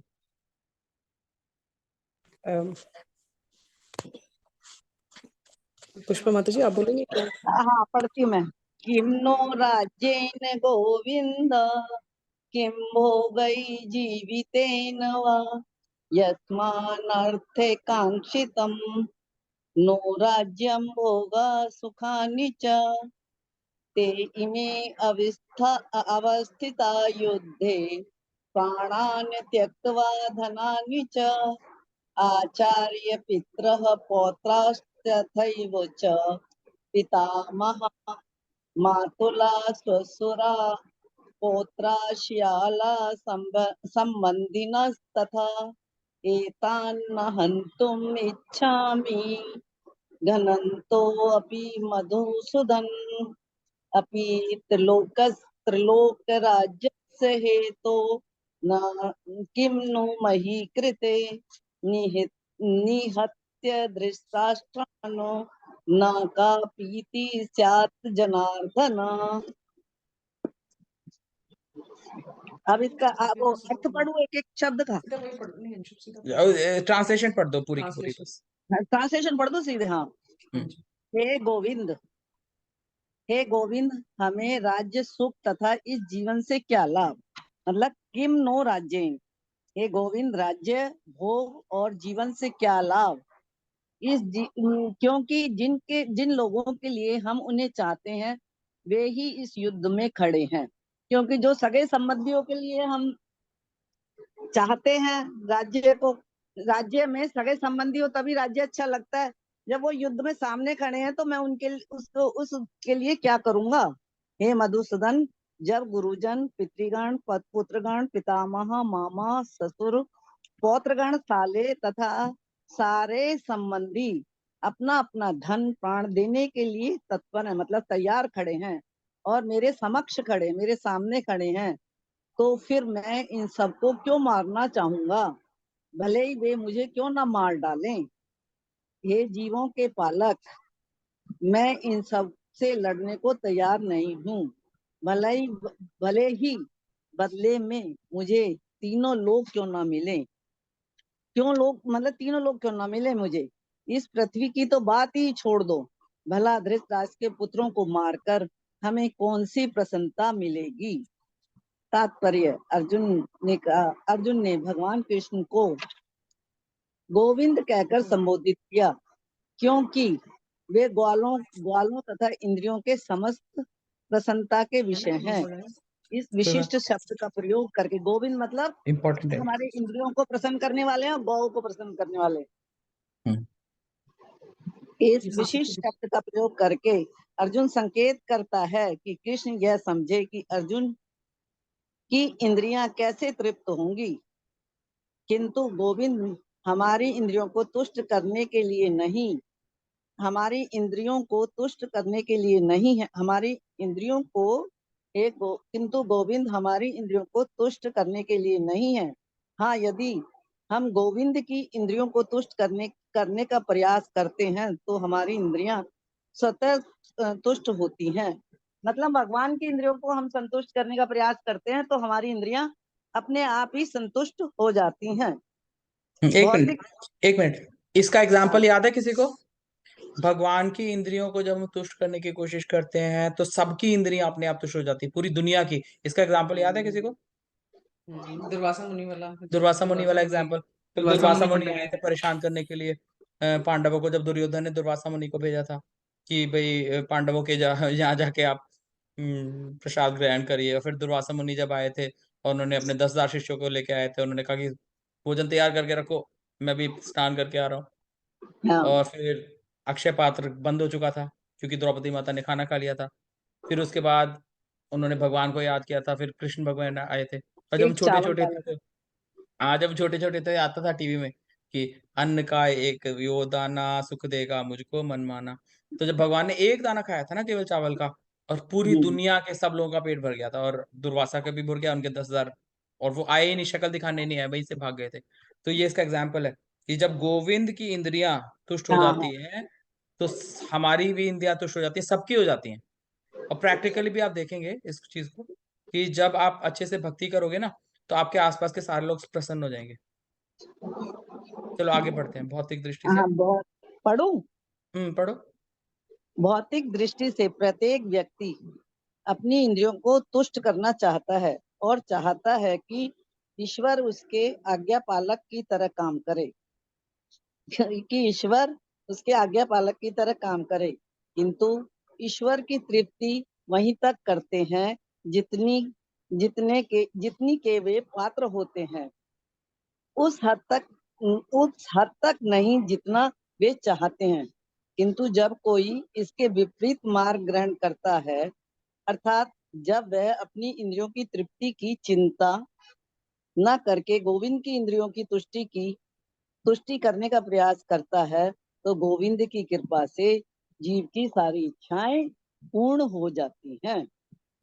यहाँ पर जाति तथा कुटुंबियों के प्रति अर्जुन का प्रगाढ़ स्नेह आंशिक रूप से इन सब के प्रति उनकी स्वाभाविक करुणा के कारण है। अतः वह युद्ध करने के लिए तैयार नहीं है।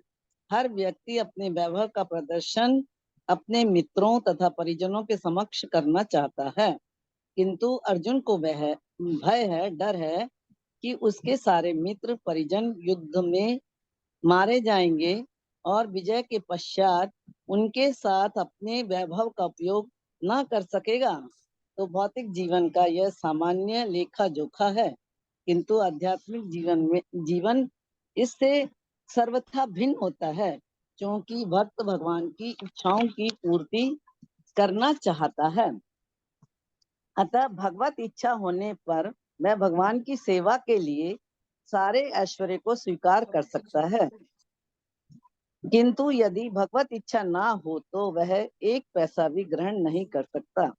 अर्जुन अपने संबंधियों को मारना नहीं चाह रहा था, और यदि उनको मारने की आवश्यकता हो तो अर्जुन की इच्छा थी कि कृष्ण स्वयं उनका वध करें।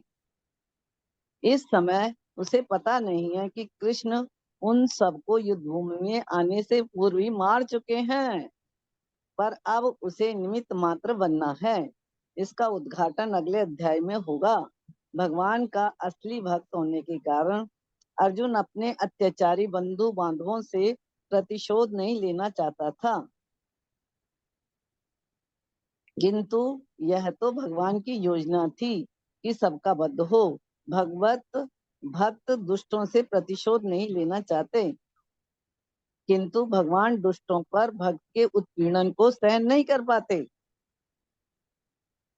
भगवान किसी व्यक्ति को अपनी इच्छा से क्षमा कर सकते हैं, किंतु यदि कोई उनके भक्तों को हानि पहुंचाता है तो वो क्षमा नहीं करते। इसीलिए भगवान इन दुराचारियों का वध करने के लिए उद्यत थे, अर्थात तैयार थे, यद्यपि अर्जुन उन्हें क्षमा करना चाहता था।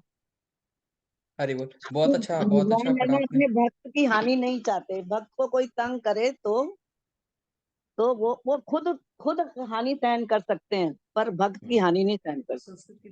Very nice. तो ये इसका एग्जाम्पल कोई याद है कि भगवान अपने भक्त की हानि नहीं चाहते, चाहे कुछ भी हो जाए? देखो, याद करिए प्रहलाद महाराज का। हाँ, प्रहलाद महाराज के अपने पिता जो हैं वो उनको मारने की कोशिश कर रहे हैं हर तरह से। हर बार भगवान उसको बचा रहे हैं। और फिर उसके बाद वो कह रहा है कि हिरण्यकश्यप कह रहा है कि तेरे पास इतनी शक्ति कहाँ से आ रही है कि मर नहीं रहा है तू? तो प्रहलाद महाराज कह रहे हैं, पिताश्री, शक्ति का तो एक ही स्रोत है, जहां से आपको शक्ति आ रही है वहीं से मेरे को शक्ति आ रही है। तो कहता है कि कहाँ है वो शक्तिमान, कहाँ है तेरा? तो कहते हैं हर जगह है, इसमें भी है, इसमें भी है। कहते इस खंबे में भी है क्या? हाँ, इस खंबे में भी है। अब भगवान जो है अपने भक्त की बात को सच रखने के लिए रूल्स तोड़ देते हैं कई बार। हमेशा भगवान किसी माता के गर्भ से आते हैं, लेकिन इस कंडीशन में जब प्रहलाद ने कह दिया कि हाँ इसमें भी हैं, तो उन्होंने ये रूल ही तोड़ दिया, माता के गर्भ से आने का रूल ही तोड़ दिया, खंबे से ही प्रकट हो गए, है ना। और भक्त ने ये नहीं बोला था कि मेरे को बचाओ। प्रहलाद तो हर समय पूजा करते रहते थे भगवान की, ये थोड़ी कहते थे कि बचाओ मेरे को। उन्होंने तो एक बार भी नहीं बोला बचाओ। लेकिन भगवान जो है अपने भक्त की हानि को कभी टॉलरेट नहीं कर सकते। इस परपोर्ट में एक्चुअली बहुत सारे पॉइंट्स हैं। सबसे पहले तो इसकी जो ट्रांसलेशन है ना, ट्रांसलेशन में हम देख रहे हैं कि इसमें एक इंपॉर्टेंट पॉइंट ये डिस्कस करने वाला है कि किसको अर्जुन की बात ठीक लग रही है। किसको अर्जुन की बात गलत लग रही है? अर्जुन को लड़ना चाहिए कि नहीं लड़ना चाहिए? पहली बात। सांसारिक जीव तो यही चाहेगा ना कि अपने संबंधियों को मारना नहीं चाहेगा। हाँ, सांसारिक करेक्ट। जीव तो नहीं चाहता, पर उसे ये तो नहीं पता कि कृष्ण जो है उन्हें सबको मार चुके हैं। अर्जुन को तो करेक्ट। निमित्त मात्र बनना है। अर्जुन को तो निमित्त मात्र बनना है, हाँ, लेकिन वो तो ये जो पहले अर्जुन ये सारी जो बातें कह रहे हैं कि भैया इतना खून खराबा क्यों करूं, मेरे को तो चाहिए ही नहीं, हाँ, मुझे चाहिए ही नहीं, मुझे राज नहीं चाहिए। मुझे राज ही नहीं चाहिए, हाँ, मैं नहीं चाहता। तो इस बात से कितने लोग कई लोग ये कहते हैं कि कृष्ण ने अर्जुन को जो है ना जबरदस्ती लड़वाया, वो तो लड़ना ही नहीं चाहते थे, उन्होंने जबरदस्ती युद्ध करवाया। तो अर्जुन की ये बात कितने लोगों को सही लग रही है कि लड़ना चाहिए था, नहीं लड़ना चाहिए था? मैं क्वेश्चन अच्छा जी, पूछूं मेरा इसलिए इसमें ये कहना है, वो मेरा इसमें ये कहना है कि धर्म को जो बचाना चाहते थे। धर्म हाँ धर्म मामा जी बोलिए। मामा जी, राजीव मामा मेरा जी। इसमें ये कहना है क्योंकि जो भगवान कृष्ण ने जो गीता है ना, ये हम लोगों के लिए अर्जुन ने इसको सुनाई है, हम लोगों के लिए। तो वो ये जब ये दिखाना चाहते थे वो हम लोगों को कि अधर्म जो है वो हमेशा उसका नाश होता है और Correct. हमेशा सच्चाई की जीत होती है। तो वो कैसे दिखाते हैं जब तक वो मरते नहीं कौरव जो है। तो तो करेक्ट। कौरवों को अधर्म तो मारने नाश का ही नहीं होता। जो प्रेरणा थी वो एक तरह से उन्होंने अर्जुन को दी, और अर्जुन का फर्ज था कि अपने गुरु की, वो अपने भगवान की बात को मानना उसका। तो उसका ये जो विमुख होना था ठीक नहीं मेरे हिसाब से लड़ाई से। ठीक है, देखिए इस ये आपने बिल्कुल सही बोला मामा जी। मैं इस बात को एक्चुअली इसलिए डिस्कस करना चाहता हूँ क्योंकि कुछ लोग जो है ना ये कहते हैं अपने अधिकार के लिए लड़ना चाहिए, भगवत हम्म, गीता में भगवान ने यही सिखाया है। बिल्कुल बिल्कुल। ठीक है, लेकिन मैं समझता हूँ कि ये भगवान ने ये नहीं सिखाया कि अपने अधिकार के लिए लड़ना चाहिए। देखिए दो चीजें हैं, एक होता है अधिकार, एक होता है उत्तरदायित्व। ठीक है, एक होता है हम्म, अधिकार, मेरा अधिकार है ये, एक होता है मेरा उत्तरदायित्व है, मेरी ड्यूटी है ये। जैसे एक होता है मेरा राइट है, this is my right and I have to fight for it, एक होता है मेरी ड्यूटी। इस भगवत गीता में देखिए, वैसे हमारे हिंदू धर्म में जो राजा होता है ना, राजा एक अधिकार नहीं है, राजा एक उत्तरदायित्व है। राजा का कार्य बड़ा कठिन होता है। जैसे परिवार में जो फादर होता है उसका काम बहुत कठिन होता है, बहुत कठिन। फादर जो है पहले अपनी बीवी को, अपने बच्चों को खाना खिलाता है, उसके लिए सारी चीजें करता है, उसके बाद वो एंड में खाता है खुद। जब उसको जब सारे लोग हैप्पी सेटिस्फाइड होते हैं ना, तब उसके बाद फादर खा। इसी तरह जो राजा होता है, राजा पूरे राज्य का फादर होता है। तो राज्य में अगर एक जानवर, एक पक्षी, एक इंसान भी अगर डिससेटिस्फाइड है तो राजा जो है उसके मुंह के अंदर से रोटी नहीं जा सकती। तो वो जो उत्तर, तो अब इधर अर्जुन ये कह रहे हैं कि मुझे राज्य चाहिए नहीं, मैं तो दे दूंगा, मैं तो दानी हूं, मैं तो दे दूंगा। लेकिन आगे जाके हम ये समझेंगे कि ये तुम्हारा अधिकार नहीं है, अधिकार के लिए लड़ने को नहीं बोल रहे कृष्ण। कृष्ण कह रहे हैं कि तुम देख रहे हो कि अधर्मी लोग हैं, इन्होंने राज कुल की वधु जो थी उनके कपड़े उतार दिए, तो ये उनके साथ क्या करेंगे, प्रजा के साथ क्या करेंगे? ये प्रजा का पालन करेंगे क्या प्रजा का शोषण करेंगे? ऐसे लोग जो है, तो ये अर्जुन का धर्म है, वो क्षत्रिय है। क्षत्रिय, फॉर एग्जाम्पल मैं आपको एक एग्जाम्पल देता हूँ। मान लो कि दिल्ली में ड्रग्स चल रही है बहुत ज्यादा, ठीक है, और दिल्ली के अंदर एक जो पुलिस कमिश्नर है सबसे हाई, वो बहुत ईमानदार आदमी है, और वो कहता है हम बहुत कड़ा स्ट्रिक्ट एक्शन लेंगे, जो भी ड्रग्स करते हुए पाया जाएगा उसको सीधा डेथ सेंटेंस, उसको फांसी की सजा मिलेगी। ठीक है, तो मुहिम चल रहा है काफी तगड़ा, और बाद में पता चलता है, न्यूज में आती है बात की, ये जो पुलिस कमिश्नर है ना, इसका खुद का बेटा और इसके जो ससुर हैं, ये इनके चीफ हैं, जो ड्रग लॉर्ड हैं, इनके चीफ हैं। और जब जब उसको पुलिस कमिश्नर को ये बात पता चलती है कि मेरा खुद का बेटा और मेरे ससुर और ये पूरी फैमिली लगी हुई है इसमें, तो वो बेचारा हड़बड़ा जाता है। वो कहता है हे भगवान, मैं क्या करूं, मैं इनको कैसे दूं, अपने हाथ से कैसे इनको मौत की। तो वो कहता है कि मैं तो ये जॉब छोड़ रहा हूँ, मेरे से जॉब नहीं हो सकती, मेरे हाथ पैर कांप रहे हैं, मेरा मुंह सूख रहा है,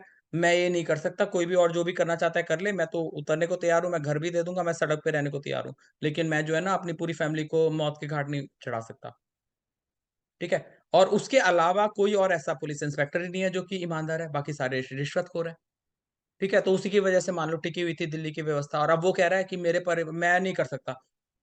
ऐसा नहीं है कि अर्जुन ने मारा नहीं आज तक लोगों को, ऐसा नहीं है कि उसने सजा नहीं दी गलत लोगों को, लेकिन जब वो गलत लोग उसके परिवार वाले निकल आए, और जब उसके जो रिस्पेक्टेबल लोग हैं जैसे भीष्म पितामह हैं और द्रोण हैं जिनकी वो बहुत रिस्पेक्ट करता है, अब वो खुद ही कह रहा है कि ये लोग जो हैं दुर्बुद्धि दुर्योधन के साथ जो जो लोग हैं मैं उनको देखना चाहता हूँ। तो ये जो लोग हैं ये सारे गलत साइड पे हैं। अर्जुन इस बात को मानता है, लेकिन उसके हाथ पैर ढीले क्यों हो रहे हैं? क्योंकि इसमें मेरे जो है ना गुरु जी हैं, मेरे पितामह हैं, मेरे ससुर हैं, मेरे जो है मामा जी हैं, ये सब मेरे अगेंस्ट खड़े हुए हैं।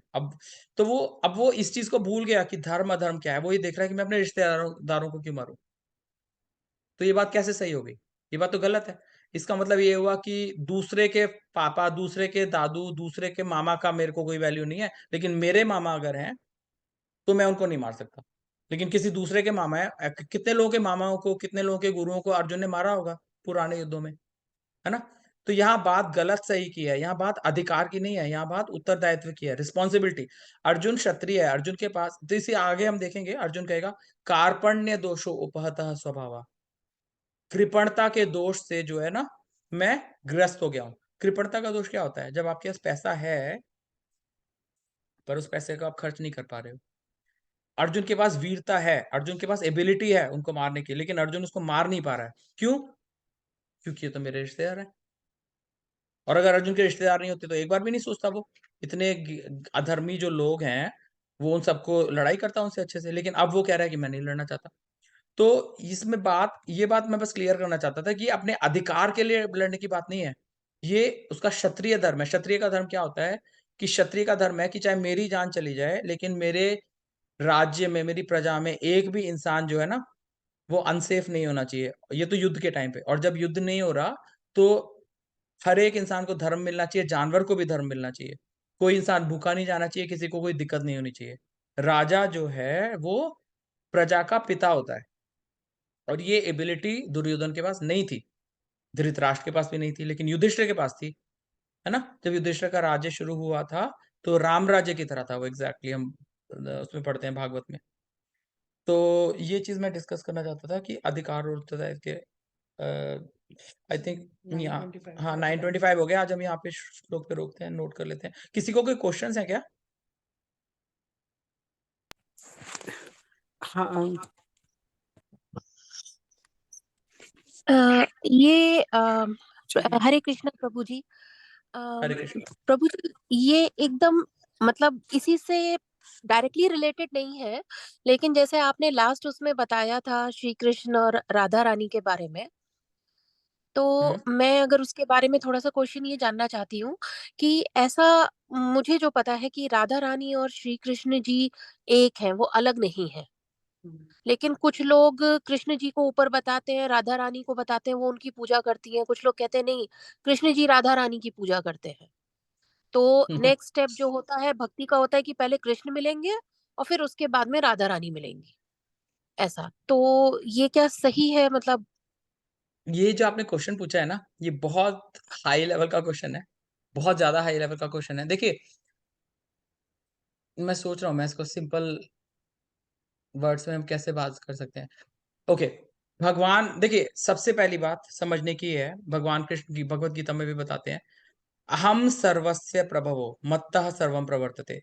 इस दुनिया में राधा रानी को इंक्लूडिंग इंक्लूडिंग राधा रानी, जो कुछ भी है इस दुनिया में, जो कुछ दिखता है, जो कुछ नहीं दिखता है, वो भगवान के अंदर से आता है। कृष्ण के अंदर से सब कुछ आता है, ठीक है? अब कृष्ण के अंदर से ही राधा रानी भी निकलती हैं। तो और कृष्ण, और दूसरी चीज समझने की क्या है, जैसे ईशोपनिषद में बताती है कि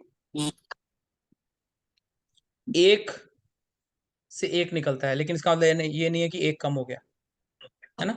ओम पूर्णम इदम पूर्णम अदा पूर्णात पूर्णम उदच्यते, पूर्ण से पूर्णम आदाय पूर्णम एव अवशिष्यते। पूर्ण से पूर्णम आदाय, पूर्ण में से पूर्ण निकाला तो क्या बचा? पूर्ण बचा। पूर्णम एव अवशिष्यते, इसको बोलते हैं स्पिरिचुअल मैथमेटिक्स। 1 - 1 = 1। कृष्ण के अंदर से कितने ही कृष्ण निकल जाएं, कृष्ण की एक कृष्ण ने 16,108 शादियां की, उन सारी 16,108 रानियों के पास एक अलग अलग कृष्ण थे, लेकिन उसका मतलब ये नहीं है कि ये कृष्ण कम हो गए। सारे कृष्ण पूरे 100% पावरफुल थे, ठीक है? ये हमारी समझ में इसलिए नहीं आ सकता क्योंकि हम मटेरियल वर्ल्ड में। तो कृष्ण के अंदर से राधा निकलती है, और राधा उनकी आह्लादनी शक्ति है जो उनको हैप्पीनेस देती हैं। राधा उनकी सबसे बड़ी भक्त है। जो भी राधा करती है उसको बोलते हैं आराधना। राधा जो भी एक्शन करती है उसको पूजा बोला जाता है। राधा जो भी काम करती है वो कृष्ण को सुख देता है। तो अब ऐसे समझाते हैं कि हमें कृष्ण बनना है कि हमें भक्त बनना है। हम भगवान बनना चाहते हैं कि हम भगवान तो हम बन नहीं सकते, केवल भक्त बन सकते हैं। भक्ति किसके पास है? भक्ति भक्त के पास है कि भक्ति भगवान के पास है? भक्ति भगवान के पास तो नहीं है ना, भक्ति तो भक्त के पास है। तो अगर हम भगवान के भक्त बनना चाहते हैं तो हमें किसकी शरण में जाना चाहिए? भगवान के भक्त की शरण में जाना चाहिए। और इसीलिए आप देखेंगे, देखिए प्रहलाद महाराज का एग्जाम्पल देखिए। प्रहलाद महाराज के सामने नरसिंह देव खड़े हुए हैं। सॉरी, नरसिंह देव प्रहलाद महाराज के सामने खड़े हुए हैं और नरसिंह देव बोल रहे हैं कि भक्त तेरे को क्या चाहिए? मैं प्रकट हुआ हूं तो मैं हमेशा आशीर्वाद देता हूँ, क्या चाहिए? तो प्रहलाद कह रहे हैं मुझे कुछ नहीं चाहिए।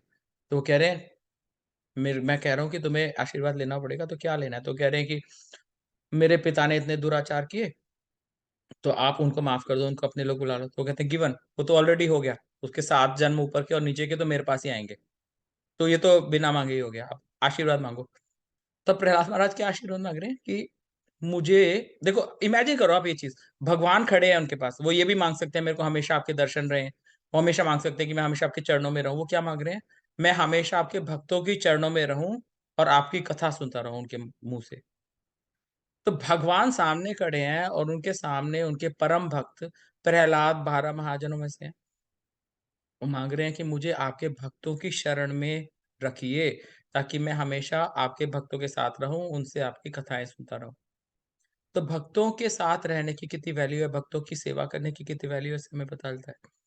तो और भक्ति जो है ना भक्तों से मिलती है। तो हम एक्चुअली, आंसर इसका ये है कि राधा रानी हमारी मेन आराध्य है। आप कभी मथुरा जाएंगे तो वहां पे हरे कृष्ण बोलते हैं, लेकिन आप कभी जो भक्ति का गढ़ है वृंदावन वहां जाएंगे तो वहां कृष्ण को कोई वैल्यू नहीं देता, वहां कहते हैं राधे राधे। और वहां कृष्ण को इसलिए वैल्यू देते हैं कि क्योंकि कृष्ण से राधा रानी को सुख मिलता है। तो ये थोड़ी गूढ़ बात है, समझना मुश्किल है, इतना आसान नहीं है। लेकिन हमें फॉलो किसको करना है, हमें बनना किसकी तरह? हमें कृष्ण की तरह नहीं बनना ना, हम बन सकते हैं। हम राधा रानी के अनुयायी हैं, ठीक है? राधा रानी जो हमारे रूप गोस्वामी है, राधा रानी की मंजरी है। तो हमें भक्तों की तरह बनना है क्योंकि भक्ति में खुशी है। हैप्पीनेस इज इन भक्ति। भगवान बनने में हैप्पीनेस नहीं है, सब कुछ कंट्रोल करना बड़ा मुश्किल है। इसीलिए तो हम यहाँ परेशान हो रहे हैं इस दुनिया में, क्योंकि हम भगवान बनना चाहते हैं, हम सब कुछ कंट्रोल करना चाहते हैं, लेकिन हमारे बस में है ही नहीं। तो द एक्चुअल आंसर इज कि भगवान हमारे सब कुछ है, लेकिन हमारे जो आराध्य हैं एक्चुअली राधा रानी है। हम राधा रानी जैसा बनना चाहते हैं, कि जैसा बनना भी पॉसिबल नहीं है, क्योंकि राधा रानी की तो हर सांस कृष्ण के लिए होती है। इतनी भक्ति हमारे पास नहीं है, लेकिन शी इज अवर आइडल। उनके जो अनुग हैं, उनके जो फॉलोअर्स हैं, रूपा गोस्वामी, सनातन गोस्वामी, ये जो गोस्वामी हमको पढ़ा रहे हैं, तो हम बेसिकली ये हमारे आइडल हैं। हम इन इन और भक्ति भी इन्हीं के पास है। भक्ति कैसे मिलती है? जब भागवत को पढ़ेंगे आप तो आपको पता लगेगा कि भक्ति अगर हमारे पास नहीं है तो भक्ति कैसे मिलेगी? भागवत की सेवा करके, भगवान के भक्तों की सेवा करके, उनके आशीर्वाद से भक्ति मिलती है। डज दैट हेल्प माता जी? हरी बोल।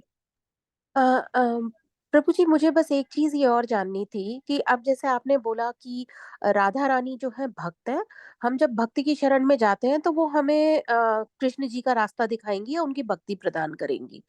तो जब हम ये महामंत्र का जाप करते हैं हरे कृष्णा, तो ये जाप करने से हम राधा रानी को कर रहे हैं या राधा रानी का जाप अलग होता है जो हमें कृष्ण तक बहुत अच्छा पहुंचाएगा? क्वेश्चन पूछा माता जी आपने। ये एक्चुअली दिस इज महामंत्र। महामंत्र मतलब इस मंत्र के आगे कुछ भी नहीं है इस दुनिया में। हरे कृष्ण, हरे कृष्ण, कृष्ण कृष्ण हरे हरे। कितनी बार कृष्ण आया इसमें? हरे कृष्ण, हरे कृष्ण, कृष्ण कृष्ण हरे हरे। कितनी बार आया? 4 बार। और हरे कितनी बार आया? 4 बार। हरे राम, राम राम हरे हरे। राम कितनी बार आया? 4 बार। हरे आया 4 बार। तो टोटल मंत्र में हरे आता है 8 बार। और हरे कौन है? हरा कौन है? हरा राधा रानी है, भगवान की इंटरनल एनर्जी, भगवान की आंतरिक शक्ति। तो राधा रानी 8 बार है इस मंत्र में, कृष्ण 4 बार है इस मंत्र में और राम 4 बार है इस मंत्र में। तो तो इस राधा मंत्र जी को से जो है, राधा जी को फिर राम जी के साथ भी लगा देते हैं, हरे राम। राम कौन है? देखिए, कृष्ण। हम जानते नहीं है ना। देखो, जब राम बन के आते हैं कृष्ण, तो राधा सीता बन के आती हैं। ठीक है। जब कृष्ण नारायण बन के आते हैं तो सीता लक्ष्मी बन के आती हैं। जब कृष्ण नरसिंह देव बन के आते हैं तो राधा रानी लक्ष्मी देवी बन के आती हैं। तो ये पैरेलल चलते हैं अलग अलग स्वरूप में। ठीक है। और राम का मतलब क्या होता है? राम का मतलब होता है जो दिल को सुकून दे, आराम आ जाता है दिल में।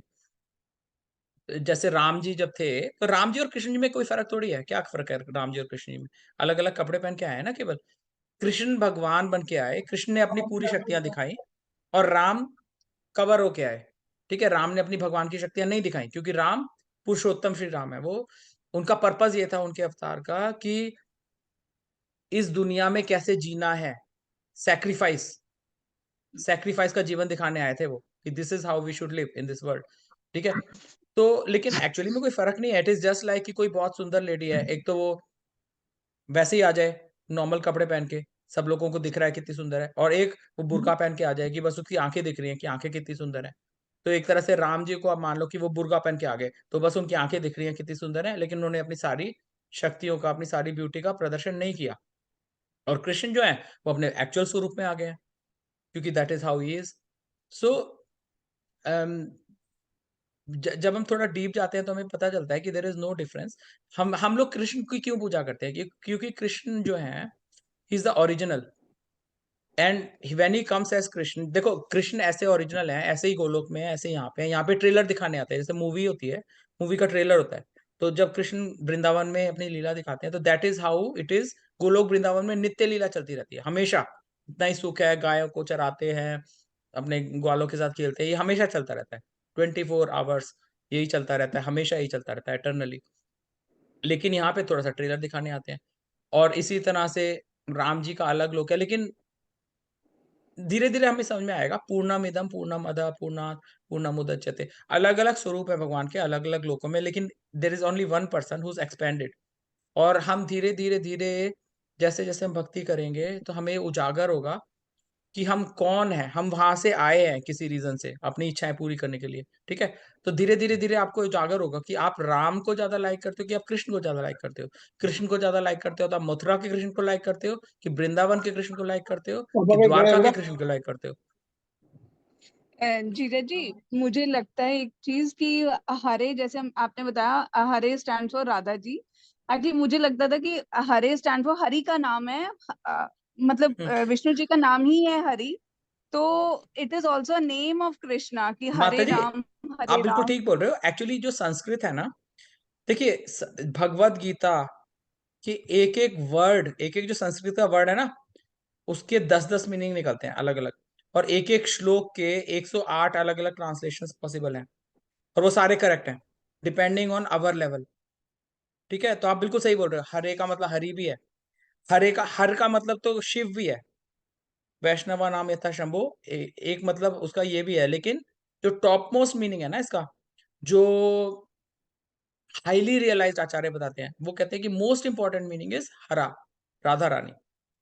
तो इट डिपेंड्स ऑन, अभी तो हम मंत्र करेंगे। ठीक है।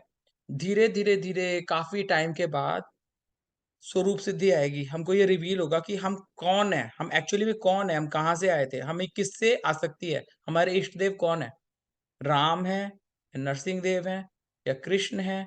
और डिपेंडिंग ऑन दैट उस मंत्र का मीनिंग हमारे लिए वो होगा। ये आगे की बातें हैं काफी, इस टाइम हम कुछ भी समझ सकते हैं इसमें से। लेकिन धीरे धीरे धीरे ना आपको एक रुचि अपने आप आएगी, अपने आप हमें एक चीज में ज्यादा इंटरेस्ट बनेगा। तो ये जो क्वेश्चन है ना कि देखो इस मंत्र में राधा रानी का नाम है, जो ये सबसे इंपॉर्टेंट मीनिंग यही है।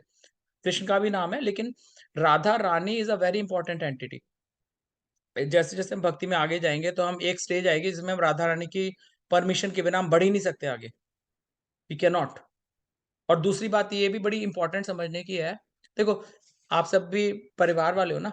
जब आपका बच्चा जो होता है वो नैपी में पॉटी कर देता है, तो कौन ज्यादा दयालु होता है? उसकी मम्मी उसकी नैपी चेंज करती है, पापा करता है? This is very important to understand.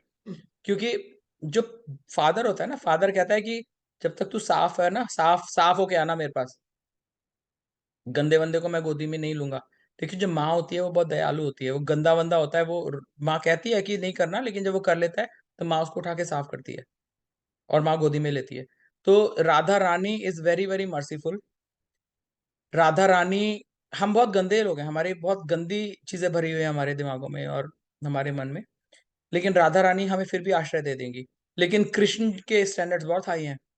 Krishna के स्टैंडर्ड्स तक पहुंच के उनकी शरण में आना बहुत मुश्किल है। राधा रानी की कृपा के बिना हम आगे नहीं बढ़ सकते। ठीक है। और राधा रानी क्या चाहती है? राधा रानी देखो, कोई भी मदर क्या चाहती है? मदर चाहती है कि फादर की रिस्पेक्ट करो। मदर ये थोड़ा ना कहती है कि तुम मेरी रिस्पेक्ट करो केवल, फादर को। अगर तुम कहोगे मैं मदर की रिस्पेक्ट करता हूँ, I don't like my father, तो मदर आपसे हैप्पी नहीं होगी। तो हमें दोनों की आश्रय चाहिए, लेकिन आउट ऑफ द टू हमारा मेन फोकस राधा रानी पे है। हमारे संप्रदाय में हम लोग रूपानुग हैं और हमारी इष्ट देवी राधा रानी है। और हम कृष्ण को इसलिए पूजा करते हैं क्योंकि राधा रानी को खुशी मिलेगी। है हमारे कृष्ण हमारे फादर हैं, लेकिन हर एक बच्चा अपनी मदर से ज्यादा अटैच होता है हमेशा, और मदर ही ज्यादा मर्सीफुल भी होती है। तो ऐसे जैसे जैसे हम भक्ति में आगे बढ़ेंगे, ये एक्चुअली क्वेश्चंस बहुत आगे के हैं। अभी हम भगवत गीता कर रहे हैं केवल। भगवत गीता में राधा रानी का कहीं पे नाम नहीं है, महाभारत में राधा रानी का कहीं नाम नहीं है। राधा रानी का नाम बहुत हिडन है। राधा रानी का नाम गर्ग संहिता में है। राधा रानी का भागवत में भी नाम नहीं है, क्योंकि ये बहुत हाई लेवल की बातें हैं। अभी हमें भगवत गीता पढ़नी है, उसके बाद हमें ईश उपनिषद पढ़ना है, उसके बाद हमें उपदेश अमृत पढ़ना है, उसके बाद हमें भक्ति रस अमृत सिद्धू पढ़ना है, उसके बाद हमें श्रीमद् भागवत पढ़नी है, उसके बाद हमें चैतन्य चरणामृत पढ़नी है। तब हमारे पास राधा रानी का मेंशन आएगा। तो ये तो बहुत आउट ऑफ सिलेबस जा रहे हैं हम बेसिकली। हरे कृष्ण। प्रवीण मामा जी क्वेश्चन पूछेगा। छवि दीदी, आपके क्वेश्चन का आंसर हुआ क्या? हाँ, मेरे क्वेश्चन का आंसर हो गया। और जो प्रभु जी बता रहे थे आउट ऑफ सिलेबस, एक्चुअली यहाँ पर कुछ ऐसे लोग हैं जो उसी सिलेबस का पार्ट कर रहे हैं, तो उनके संग में आकर के थोड़ा मन में क्वेश्चंस आए तो लगा कि आपसे पूछ लें इसलिए। नहीं, क्वेश्चन पूछना तो बहुत अच्छी बात है दीदी, बहुत ही क्वेश्चन पूछोगे तभी आपके डाउट्स क्लियर होंगे ना। माता जी, यू कैन आस्क हाँ, कोई भी क्वेश्चंस, और अब आपको प्राइवेटली बात करनी है तो प्राइवेटली भी कर सकते हैं। But this is Radha Rani का नाम जो है ना, अगर हमारे मुंह पे आ रहा है ना, तो हम बहुत बहुत लकी हैं। और राधा रानी का नाम अगर हमारे जबान पे आ गया ना, तो इसका मतलब भगवान को तो हम पे दया करनी पड़ेगी। अगर हम राधा रानी की पूजा करेंगे, और राधा रानी का हरे कृष्णा महामंत्र में स्वतः पूजा हो रही है अपने आप ही। हम चाहे जान के कर रहे हैं या नहीं कर रहे, अपने आप हो रही है ऑटोमेटिकली।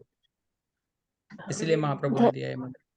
हाँ, धन्यवाद प्रभु जी। मतलब जो मुझे जानना था वो मुझे पता चल गया। हरे कृष्ण माता जी। प्रवीण हरे मामा जी कृष्ण। क्वेश्चन पूछना। प्रवीण मामा जी, आप क्वेश्चन पूछ लीजिए प्लीज। हरे कृष्णा। अंशुल जी, मैंने आपको काफी लेट ज्वाइन किया क्योंकि कुछ गेस्ट आए थे। मेरे हरे अभी जो कृष्ण। लास्ट का सेंटेंस चल रहा था, तो उसके हिसाब से ये है कि आप जो कहना चाह रहे हैं, मैंने कुछ यहाँ अलग सुना है।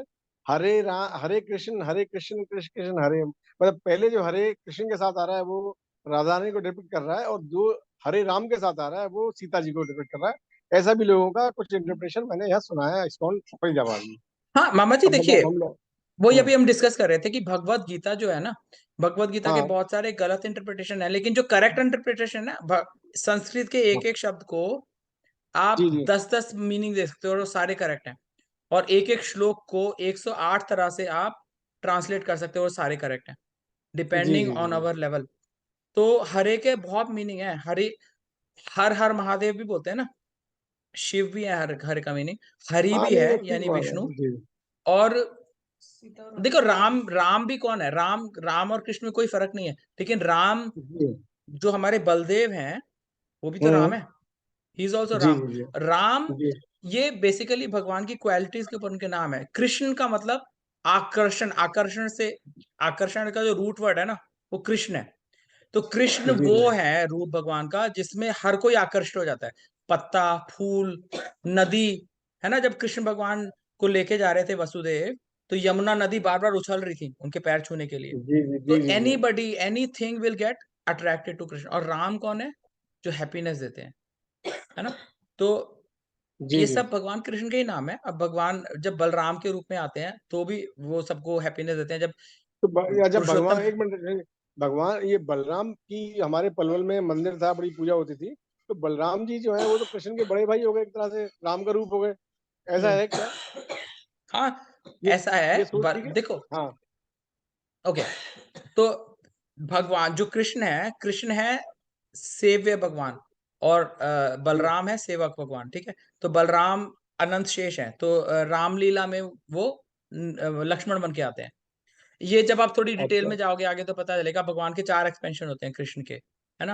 हाँ अनिरुद्ध, प्रद्युम्न, तो ये सारे एक साथ आते हैं। तो जैसे रामलीला में ये जो 4 आए थे ना, भरत, शत्रुघ्न, ये हाँ जी। सारे विष्णु तत्व हैं, सारे के सारे, अच्छा अच्छा। है ना। और और कृष्ण जी इस के साथ में बलराम जी आए, और कौन आए? कृष्ण के साथ तो उनके बेटे आए थे ना, प्रद्युम्न और अनिरुद्ध, वो किसके बेटे हैं जी? वो कृष्ण जी के? कृष्ण के बेटे हैं ना। तो ये अच्छा। और चैतन्य लीला में भी, तो ये सारे already all the time these 4 come together. सबसे पहले नॉर्मली बलराम आते हैं, लेकिन जी। रामलीला में उल्टा हुआ था। रामलीला में छोटे भाई बन के आए थे वो। तो ये विष्णु तत्व एक साथ आते हैं, इसमें सबसे इंपॉर्टेंट कृष्ण है, ठीक है। और जो बलराम है वो उनकी सेवा करते हैं, उनके पैरा उनकी सारे उनके लिए सारी चीजें वो करते हैं। लेकिन बलराम और कृष्ण में हमारे लेवल से कोई, जैसे हम यहाँ से मान लो तारे देख रहे हैं ऊपर, है ना, तो हाँ। हमारे लिए उन तारों में कोई ज्यादा फर्क नहीं लगता। लेकिन जब हम वहां पहुंचेंगे, एक्चुअली में वहां पहुंचेंगे, तब हमें दिखेगा एक थोड़ा बड़ा है, एक थोड़ा छोटा है, एक थोड़ा नीचे, एक थोड़ा ऊपर है। तो हमारे लेवल में अगर हम इन चीजों में घुसेंगे ना, कहीं नहीं पहुंचने वाले। हमारे लेवल पे सब सेम है, they are all exactly the same. जब हम उन लोगों में पहुंचेंगे तब इन बातों का करने का कोई मतलब है, नहीं तो it is actually very theoretical for us. लेकिन जी जी। जहां तक वो पुराना क्वेश्चन जो था, तो राधा रानी, ये बात हमें पता होना चाहिए कि राधा रानी हमारी सबसे ज्यादा आराध्य है। और जब हम हरे राम बोल रहे हैं तो हरे सीता है, लेकिन सीता और राधा में फर्क क्या है? सीता और राधा में केवल ये फर्क है कि जब भगवान राम बन के आएंगे तो देखिए, ये ना विष्णु तत्वों की आप अगर एक्सपेंशन देखें तो शक्ति तत्व जो है उसकी साथ साथ एक्सपेंशन चल रही है। तो जब विष्णु तत्व मटेरियल से मिक्स होता है तो वो शिव तत्व बन जाता है। तब यही सेम जो शक्ति तत्व है, जो राधा रानी है ओरिजिनली, कभी सीता माता बनती है, कभी लक्ष्मी माता बनती है, वो पार्वती बनती है, या दुर्गा देवी बोलते हैं उनको। सेम शक्ति तत्व है। तो अलग अलग रूपों में अलग अलग नाम है उनके, और थोड़ी अलग अलग क्वालिटीज है। और उसमें सबसे हाई जो है वो राधा और कृष्ण, उससे थोड़े लो नारायण लक्ष्मी है, फिर राम सीता है ना, और फिर जी जी। अपने विष्णु और लक्ष्मी है। सो और कृष्ण भी, एक्चुअली कृष्ण भी कोई एक थोड़ी है। कृष्ण भी मथुरा वाले भी कृष्ण है, द्वारका वाले भी कृष्ण है, और वृंदावन वाले भी कृष्ण है। तो उसमें से जो हमारा संप्रदाय है वो वृंदावन कृष्ण है। वृंदावन कृष्ण के साथ राधा रानी होती है, क्योंकि जो द्वारका कृष्ण है उनके साथ रुक्मिणी देवी होती है, उनके साथ अच्छा अच्छा अच्छा। बहुत सारी और राधियां होती हैं, है ना। वो ऐश्वर्य भाव में है। ये बहुत स्वीट भाव है जो हम हमारा संप्रदाय जिसको फॉलो करता है, that is the very sweet भाव ऑफ कृष्ण। जब आप द्वारका कृष्ण के साथ आप खेल नहीं सकते उनके साथ, क्योंकि ही इज नॉट वो very Raja different Raja from. रूप में है, राजा हाँ, रूप वो में है वो। ऐश्वर्य रूप में है। उनके उनके साथ आप मित्रता नहीं दिखा सकते, उनके भगवान की तरह उनको बस उनकी पूजा कर सकते हैं, जैसे राम जी की, है ना। तो मथुरा में जब गए थे तो जो उनके समझ मंदिर में गए। हमेशा उनके हाथ एक्चुअली जोड़े ऐसा हुए है, थे। हम लोग अभी बड़े मूड अज्ञानी हैं, हम और भी ये मूड अज्ञानी बड़े है मामा वैसे जी, ये सारी चीजें हमारी वैसी बहुत बात है। थियोरटिकल हैं। अभी भगवत गीता हाँ की जी। बेसिक चीज जी इंपॉर्टेंट है। जी जी। सही बात है, कहते हैं ना, अनंत कोटि जो है भगवान के बारे में समझना बड़ा बड़ा ही मुश्किल है। तो ठीक बात है, जितना आगे निकल जाए उतना अच्छा है। भगवान के चलिए, बारे में माइक समझना क्वेश्चन इतना आंसर। मुश्किल है। अनंत शेष अपने अनंत मुखों से जी इतने लंबे समय से उनकी गाथाएं गा रहे हैं, लेकिन उनकी गाथाएं खत्म नहीं होती। They will never end. जी जी जी। चलिए, बढ़िया आंसर जी। अच्छा। अभी किसी और को भी कुछ क्वेश्चन पूछना है क्या प्लीज? ठीक है, मामा जी आपको पूछना है क्या? छोटे, अच्छा नहीं। चलो ठीक है, यहाँ पे एंड करते हैं। कोई क्वेश्चंस होंगे तो व्हाट्सएप ग्रुप में डाल देंगे। हरे कृष्णा। नेक्स्ट टाइम हम श्लोक 36 से करेंगे। हरे कृष्ण। Thank you. हरे कृष्ण। हरे कृष्ण हरे कृष्ण। हरे कृष्ण।